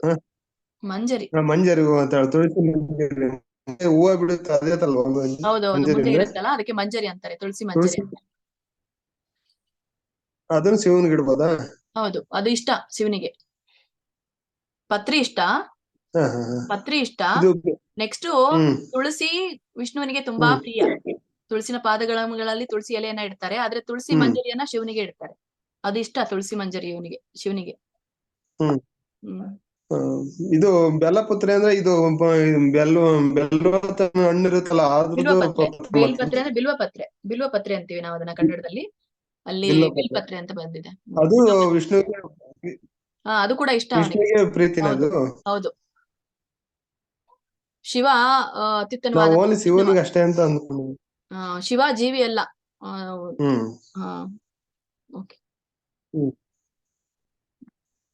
ತುಂಬಾ ಹತ್ತಿರ ಇರುವಂತವನು, ಪ್ರಿಯನಾದವನು ಶಿವ ಕೃಷ್ಣನಿಗೆ, ವಿಷ್ಣುವಿಗೆ. ಹರೇ ಕೃಷ್ಣ. ಬಿಲ್ವಪತ್ರೆ ಅಂದ್ರೆ ನಾವು ಯೂಸ್ವಲಿ ಇಡ್ತೀವಲ್ಲ ಪ್ರಭುಜಿ, ಶಿವರಾತ್ರಿಗೆ ನಾವು ಯೂಸ್ ಮಾಡ್ತೀವಲ್ಲ ಅಂತದ್ದು. ಶಿವನಿಗೆ ಇಡ್ತೀವಿ, ವಿಷ್ಣುವಿಗೆ ಇಡಬಹುದು ಅಂತ ಗೊತ್ತಿಲ್ಲ. ಇಲ್ಲ, ಅದನ್ನ ಇಡ್ತಾರೆ. ವಿಷ್ಣುವಿಗೆ ತುಂಬಾ ಪ್ರೀತಿ ಅದು. ಅಷ್ಟು ಈ ಒಂದು ತುಳಸಿ ದಳ ತುಂಬಾ ಪ್ರೀತಿ. ಆಯ್ತು. ಆದ್ರೆ ಇಂತ ಕೆಲವೊಂದು ಇದ್ರಲ್ಲಿ ಆ ಪತ್ರಿನೂ ಕೂಡ ಇಡ್ತಾರೆ. ಮತ್ತೆ ಪತ್ರಂ ಪುಷ್ಪಂ ಫಲಂ ತೋಯಂ ಅಂತ ಹೇಳ್ತೀವಲ್ಲ, ಪತ್ರಂ ಅಂತ ಅಂದಾಗ ಕೇವಲ ತುಳಸಿ ಅಷ್ಟೇ ವಿಷಯ ಬರಲ್ಲ ಅಲ್ಲಿ. ಪತ್ರ ಅಂದಾಗ ತುಳಸಿ ದಳ ಆಗಿರಬಹುದು, ಬಿಲ್ವ ಪತ್ರೆಯ ಪತ್ರಿ ಆಗಿರಬಹುದು, ಅದನ್ನು ಹೇಳಿದ್ದಾರೆ ಭಗವಂತ. ಅದು ಬರುತ್ತೆ. ಅದಕ್ಕಾಗಿ ಅಲ್ಲಿ ತುಳಸಿ ಅಂತ ಹೇಳಿಲ್ಲ, ಪತ್ರಂ ಅಂತ ಹೇಳಿರೋದು ಭಗವಂತ. ಪತ್ರಂ ಪುಷ್ಪಂ ಫಲಂ ತೋಯಂ, ಕೇವಲ ಈ ಒಂದು ಪತ್ರದಿಂದ, ಹೂವುಗಳಿಂದ, ಹಣ್ಣಿನಿಂದ, ಒಂದು ತೊಟ್ಟು ನೀರಿನಿಂದ ನೀವು ಭಕ್ತಿಯನ್ನ ಮಾಡಬಹುದು ಅಂತ ಹೇಳ್ತಾರೆ. ಹರೇ ಕೃಷ್ಣ. ಮಾತಾಜಿ, ತುಳಸಿ ಪತ್ರೆ ಏನು ಶಿವನ್ಗೆ ಇಡ್ಬೋದು? ತುಳಸಿ ದಳ, ತುಳಸಿ ದಳ ಇಲ್ಲ. ತುಳಸಿದ್ ಮುಂದೆ ಇಡೋದು ಮಂಜರಿ ಇರುತ್ತಲ್ಲ, ತುಳಸಿ ಮಂಜರಿ ಅಂದ್ರೆ ಗೊತ್ತಾಯ್ತಲ್ಲ ನಿಮ್ಗೆ? ಅದನ್ನ ನಾವು ಬೀಜ ಅಂತ ಹೇಳ್ತೀವಲ್ಲ, ಅದು ಒಣಗಿದ್ಮೇಲೆ ಬೀಜ ಆಗತ್ತೆ. ಮತ್ತೆ ಆದ್ರೂ ಆದಷ್ಟು ಅದನ್ನ ಕೀಳ್ಬಾರ್ದು ಮಂಜರಿನ. ಅದು ಒಣಗಿದ್ಮೇಲೆ ನೀವು ಕೇಳ್ಬಹುದು ತುಳಸಿ, ಯಾಕಂದ್ರೆ ತುಳಸಿ ಪ್ರೇಯಸಿ ಅಲ್ಲ, ಅವಳಿಗೆ ನೋವಾಗತ್ತಂತೆ, ಕೀಳ್ಬಾರ್ದಂತೆ. ಅದು ಯಾವಾಗ ಒಣಗುತ್ತಲ್ಲ, ಒಣಗಿದಾಗ ಕಿತ್ತು ಅದನ್ನ ನೀವು ಶಿವನಿಗೆ ಇಡಬಹುದು. ಅದು ಬಿಡಿ, ಅದೇನು ಕೇಳಿಲ್ಲ, ಅದು ಪ್ರಿಯ. ನಾನು ಓದಿದ್ದೀನಿ ಪುರಾಣದೊಳಗೆ, ಅದನ್ನು ಹೇಳಿದಾರೆ ಅಷ್ಟೇ. ಅದು ಇದು ಮಾಡ್ಬೇಡಿ, ಅದು ಕೀಳ್ಬೇಡಿ. ಒಣಗೋವರೆಗೂ ನಾವು ಕೀಳಲ್ಲ ಯಾವ್ದನ್ನು ಕೂಡ, ಹೆಚ್ಚಿಗೆನು ಕೀಳ್ಬಾರ್ದು. ತುಂಬಾ ಇದೆ ತುಳಸಿ ಅಂತ ಹೇಳಿ ತುಂಬಾ ಕಿತ್ಕೊಂಡು ನೋವು ಕೊಡಬಾರ್ದು, ನೋವಾಗತ್ತಂತೆ. ಮತ್ತೆ ಆದಷ್ಟು ವಾರದಲ್ಲಿ ಒಂದ್ಸಲ, ಒಂದ್ ವಾರಕ್ಕೆ ಆಗೋವಷ್ಟು ನೀವು ಮುಂಚೆನೆ ಡಬ್ಬಿಯಲ್ಲಿ ಹಾಕ್ಬಿಟ್ಟು ಫ್ರಿಜ್ ಅಲ್ಲಿ ಇಡ್ಬಹುದು. ಅದನ್ನೇ ನೀವು ಬಳಸಬಹುದು. ದಿನ ಕೀಳೋದು ತಪ್ಪು. ಏಕಾದಶಿ ಕೀಳ್ಬಾರ್ದು, ದ್ವಾದಶಿಗೆ ಕೀಳ್ಬಾರ್ದು, ರವಿವಾರ ಕೂಡ ಕೀಳ್ಬಾರ್ದಂತಾರೆ. ಆದ್ರೆ ಇಸ್ಕಾನ್ ಪ್ರಕಾರ ಕೇವಲ ಈ ಒಂದು ದ್ವಾದಶಿ ಏಕಾದಶಿಗೆ ಕೀಳ್ಬಾರ್ದು. ದಿನ ಕೇಳ್ತಾನೆ ಇರ್ತೀವಿ ನಾವು. ಕೀಳ್ಬೇಡಿ, ನೋವಾಗತ್ತೆ ಅವಳಿಗೆ. ಅದು ನೀವು ಸ್ವಲ್ಪ ಒಂದೇ ಯಾವ್ದಾದ್ರು ವಾರ ತಗೊಳ್ಳಿ. ಆ ವಾರದಲ್ಲಿ ನೀವು ಒಂದ್ ವಾರಕ್ಕೆ ಆಗುವಷ್ಟು ಸ್ವಲ್ಪನೇ ಕಿತ್ಕೊಂಡಿಟ್ಕೊಳ್ಳಿ. ಎಷ್ಟು ಬೇಕೋ ಅಷ್ಟು, ಹೆಚ್ಚು ಕೀಳ್ಬಾರ್ದು. ಹರೇ ಕೃಷ್ಣ. ಹರೇ ಕೃಷ್ಣ. ಸುಗಂಧಿ ಮಾತಾಜಿ. ಕೃಷ್ಣ ಮಾತಾಜಿ, ಅದು ನಾಳೆನಿಂದ ಇದು ಭೀಷ್ಮಾಷ್ಟಮಿ ಅಂತ ಹೇಳ್ತಾರಲ್ವಾ? ನಾಳೆಯಿಂದ ಅಲ್ಲ, ಇವತ್ತಿನಿಂದ. ಹಾ. ಆದ್ರೆ ಉಪವಾಸ ಹಿಡಿಬೇಕಂತ ಹೇಳ್ತಾರಲ್ವಾ, ಅದು ಯಾವ ತರ ಮಾಡ್ಬೇಕು ಮಾತಾಜಿ ಉಪವಾಸ? ಅದು ಗೋಮಯ ಅಂದ್ರೆ ಈ ಮೊದಲನೇ ದಿನ, ಇವತ್ತಿನ ದಿನ ಗೋವಿನ ಒಂದು ಏನು ಹೇಳ್ತೀರಿ ಅದಕ್ಕೆ, ಗೋಮಯ ಅಂತ ಹೇಳ್ತಾರೆ. ಗೋಮಯ ಅಂದ್ರೆ ಗೋವಿನ ಇದಲ್ವಾ, ಎಂತ ಮಲ? ಹೌದು ಅಲ್ಲ, ಹೌದು. ಗೋಮಯ, ಅದರಿಂದ ಮಾಡ್ಬೇಕು, ಅದನ್ನ ತಗೊಳ್ಬೇಕು ಅಂತ ಹೇಳ್ತಾರೆ. ಮತ್ತೆ ನಾಳೆಗೆ ಗೋಮೂತ್ರ ತಗೊಳ್ಬೇಕು ಅಂತ ಹೇಳ್ತಾರೆ. ಅಂದ್ರೆ 2ನೇ ದಿನ ಗೋಮೂತ್ರ, 3ನೆಯ ದಿನ ಗೋವಿನ ಒಂದು ಮೊಸರು, ಅಂದ್ರೆ ಅದು ಆಕಳಿನ ಮೊಸರೇ ತಗೊಳ್ಬೇಕು. ಆಮೇಲೆ 4ನೇ ದಿನ ತುಪ್ಪ ಅನ್ಸುತ್ತೆ, ತುಪ್ಪ ಅನ್ಸುತ್ತೆ. 5ನೇ ದಿನ ಎಲ್ಲವನ್ನ ತಗೊಳ್ಬೇಕು ಅಂತ ಹೇಳ್ತಾರೆ. ಅಂದ್ರೆ ಪಂಚಗವ್ಯ ಎಲ್ಲನೂ ಕೂಡ ತಗೊಳ್ಬೇಕಂತ ಹೇಳ್ತಾರೆ. ಹೀಗೆ ಉಪವಾಸ 3 ರೀತಿಯಾಗಿ ಉಪವಾಸಗಳನ್ನ ಹೇಳ್ತಾರೆ. ಒಂದು ನಿಮಿಷ, ನಾನು ನಿಮ್ಗೆ ಹೇಳ್ತೀನಿ. ಈ ಫಸ್ಟ್ ಡೇ ಅದಕ್ಕೆ ಕೌಡಂಗ್ ಅಂತ ಹೇಳ್ತಾರೆ ನೋಡ್ರಿ, ಗೋಮಯ ಅಂತ ಹೇಳ್ತಾರೆ. ಆಮೇಲೆ 2ನೇ ದಿನ ಯೂರಿನ್, 3ನೇ ದಿನ ಮಿಲ್ಕ್, 3ನೇ ದಿನ ಹಾಲು ತಗೊಳ್ಬೇಕು, 4ನೇ ದಿನ ಮೊಸರು ತಗೋಬೇಕು, 5ನೇ ದಿನ 5 ತಗೊಳ್ಬೇಕು. ಅದಕ್ಕೆ ಪಂಚಗವ್ಯ ಅಂತ ಹೇಳ್ತಾರೆ. ಇದು ಇರ್ಲಿಲ್ಲ ಅಂದ್ರೆ ನಿಮ್ಗೆ ಆಯುರ್ವೇದಿಕದಲ್ಲಿ ಪಂಚಗವ್ಯ ಅಂತ ಸಿಗುತ್ತೆ, ಅದನ್ನು ಕೂಡ ಯೂಸ್ ಮಾಡಬಹುದು ನೀವು, ಅದನ್ನು ತಗೋಬಹುದು ಪಂಚಗವ್ಯ ಅಂತ ಹೇಳಿ. ಯಾಕಂದ್ರೆ ಇದನ್ನ ಕೆಲವೊಬ್ರು ತಿನ್ಲಿಕ್ಕೆ ಇದನ್ ಮಾಡ್ಕೊಳ್ತಾರೆ, ಹಾಗಾಗಿ ಪಂಚಗವ್ಯ ಅಂತ ಸಿಗುತ್ತೆ, ಅದನ್ನು ಕೂಡ ಕನ್ಸ್ಯೂಮ್ ಮಾಡಬಹುದು. ಈಗ ಫಾಸ್ಟಿಂಗ್ ಗೆ 3 ಲೆವೆಲ್ ಗಳನ್ನ ಹೇಳ್ತಾರೆ. ಮೊದಲನೇ ಲೆವೆಲ್ ಅಲ್ಲಿ ಈಗ ಹೇಳಿದ್ನಲ್ಲ ಇದೆ, ಇದು ನೀವು ಅಷ್ಟೇ ತಗೊಂಡು ಫಾಸ್ಟಿಂಗ್ ಮಾಡೋದು. ಇದು ಯಾರಿಗೆ ಮಾಡ್ಲಿಕ್ಕೆ ಆಗಲ್ಲ, ಯಾಕಂದ್ರೆ ಇದನ್ನಷ್ಟೇ ತಗೊಂಡಿರ್ಲಿಕ್ಕೆ ಆಗ್ಬೇಕಲ್ಲ, ಸಾಧ್ಯ ಆಗೋದಿಲ್ಲ. ಅದಕ್ಕಾಗಿ 2ನೇ ಲೆವೆಲ್ ಕೊಟ್ಟಾರೆ. 2ನೇ ಲೆವೆಲ್ ಅಲ್ಲಿ ನಾವು ಯಾವುದೇ ಹಣ್ಣುಗಳನ್ನ, ರೂಟ್ ಗಳನ್ನ ತಿನ್ಬಹುದು. ರೂಟ್ಸ್ ಅಂತಂದ್ರೆ ಇದು ಆಲೂಗಡ್ಡೆ ಆಗಿರ್ಬೋದು, ಮತ್ತೆ ಈ carrot, fruits and roots. Fruits and roots ತಗೊಳ್ಬಹುದು 2ನೇ ಲೆವೆಲ್ ಇದು, ಸಾಧ್ಯ ಆದ್ರೆ. ಮತ್ತೆ 3ನೇ ಲೆವೆಲ್, ನನಗೆ 2ನೇ ಲೆವೆಲ್ ಕೂಡ ಸಾಧ್ಯ ಆಗೋದಿಲ್ಲ ಅಂದವರು 3ನೇ ಲೆವೆಲ್ ಅನ್ನ ಮಾಡ್ಬೋದು. ಅವರು ಹವಿಷ್ಯನ ತಗೊಳ್ಬಹುದು ಅಂತ ಹೇಳ್ತಾರೆ. ಹವಿಷ್ಯ ಅಂತಂದ್ರೆ ಇಲ್ಲಿ ಈ ಒಂದು ಒಂದು ಹೊತ್ತು ಊಟ, ಮಧ್ಯಾಹ್ನ, ಒಂದು ಹೊತ್ತು ಊಟ. ಹಣ್ಣು ತಗೋಬಹುದು, ಒಂದ್ ಹೊತ್ತು ಊಟ ತಗೋಬಹುದು. ಆದ್ರೆ ಅದು ನೀವು ಊಟನು ಕೂಡ ರೈಸ್ ತಗೊಳ್ಬೇಕು. ರೈಸ್ ಅಲ್ಲಿ ನೀವು ಆಕಳಿನ ತುಪ್ಪ ಯೂಸ್ ಮಾಡ್ಬೇಕು. ಹೌದಾ? ಹಾ ಹಾ. ಹ್ಮ್. ಮತ್ತೆ ಬಾಜಿ ಏನ್ ತಿನ್ಬಾರ್ದು? ಹಾ ಇಲ್ಲ, ಅದನ್ನೇನಲ್ಲಿ ಹಾ. ಕೊಟ್ಟಿಲ್ಲ. ಹ್ಮ್. ಹೌದಾ ಮಾತಾಜಿ? ಹ್ಮ್. ಅದೇ ನನ್ಗೆ ಕೇಳ್ಲಿಕ್ಕಿತ್ತು. ಮತ್ತೆ ಇವತ್ತಂತೂ ಎಣ್ಣೆ ಉಪವಾಸ. ಎಣ್ಣೆ ಹಾ. ಏನು ತಿನ್ನೋ ಹಾಗಿಲ್ಲ. ಮತ್ತೆ 3ನೇ ಲೆವೆಲ್ ಅಲ್ಲಿ ಹಾ. ಕೂಡ ಅನ್ನ ನೀವು ಹೌದಾ? ತಗೊಳ್ಬಹುದು. ಅನ್ನ, ಹಾಲು ಮತ್ತೆ ತುಪ್ಪ ಹಾ. ಹಾಕಿ ತಗೋಬಹುದು. ಆದ್ರೆ ಎಣ್ಣೆ ಈಗ ನಾವು ಒಗ್ಗರಣೆ ಹಚ್ಲಿಕ್ಕೆ ತಾನೇ ಎಣ್ಣೆ ಯೂಸ್ ಮಾಡೋದು. ಅವತ್ತು ಅದು ಒಗ್ಗರಣೆ ಮಾಡೋ ಹಾಗಿಲ್ಲ ಏನನ್ನು ಕೂಡ. ದಹಿ ಹಾಕಿ ಊಟ ಮಾಡ್ಬೋದಾ ಮಾತಾಜಿ? ಹಾ ಮಾಡ್ಬೋದು. ಹಾ ಹಾ. ಅದೇ ಒಂದು ಹೊತ್ತು ಊಟ ಮಾಡಿದ್ರ ರಾತ್ರಿ ಚಿಂತೆ ಇಲ್ಲ, ರಾತ್ರಿ ಮಲಗುದಲ್ವಾ ಮತ್ತೆ. ಹಣ್ಣು ತಗೊಳ್ಬಹುದು, ಮಾಡ್ಬೋದು. ಹಾ. 3ನೇ ಲೆವೆಲ್ ಅಲ್ಲಿ ಒಂದ್ ಹೊತ್ತು ಊಟ ಮಾಡಿ ನೀವು ಹ್ಮ್. ರಾತ್ರಿಗೆ ಹಣ್ಣನ್ನು ತಿನ್ಬಹುದು. ಇದು ಕೂಡ ಹಾ 3ನೇ ಲೆವೆಲ್ ಅಲ್ಲಿ ಬರುತ್ತೆ, ಮಾಡ್ಬೋದು. ಹಾ. ತುಂಬಾ ಅದೇ ಒಳ್ಳೆ ನಿಮ್ಗೆ ಮಾಡಿದ್ದೀರಿ. ಕೇಳ್ಲಿಕ್ಕಿತ್ತು. ಹ್ಮ್. ನಿಮ್ಮ ಹತ್ರ ಕೇಳ್ಲಿಕ್ಕಿತ್ತು ಮೊದಲನೇ ನನ್ಗೆ. ಹಂತ, ಮೊದಲನೇ ಲೆವೆಲ್ ಯಾರಿಗ್ ಮಾಡ್ಲಿಕ್ಕೆ ಆಗಲ್ಲ. ಹಾ 2ನೇ ಹೌದು. ಲೆವೆಲ್ ಕೂಡ ಮಾಡ್ಬೋದು ಕೆಲವೊಬ್ರು ಸತ್ವದಲ್ಲಿ ಗುಣದಲ್ಲಿ ಇರೋರು. 2ನೇದ್ ಮಾಡ್ಲಿಕ್ಕೆ ಆಗ್ಲಿದ್ರೆ 3ನೇದ್ ಮಾಡ್ಬೋದು.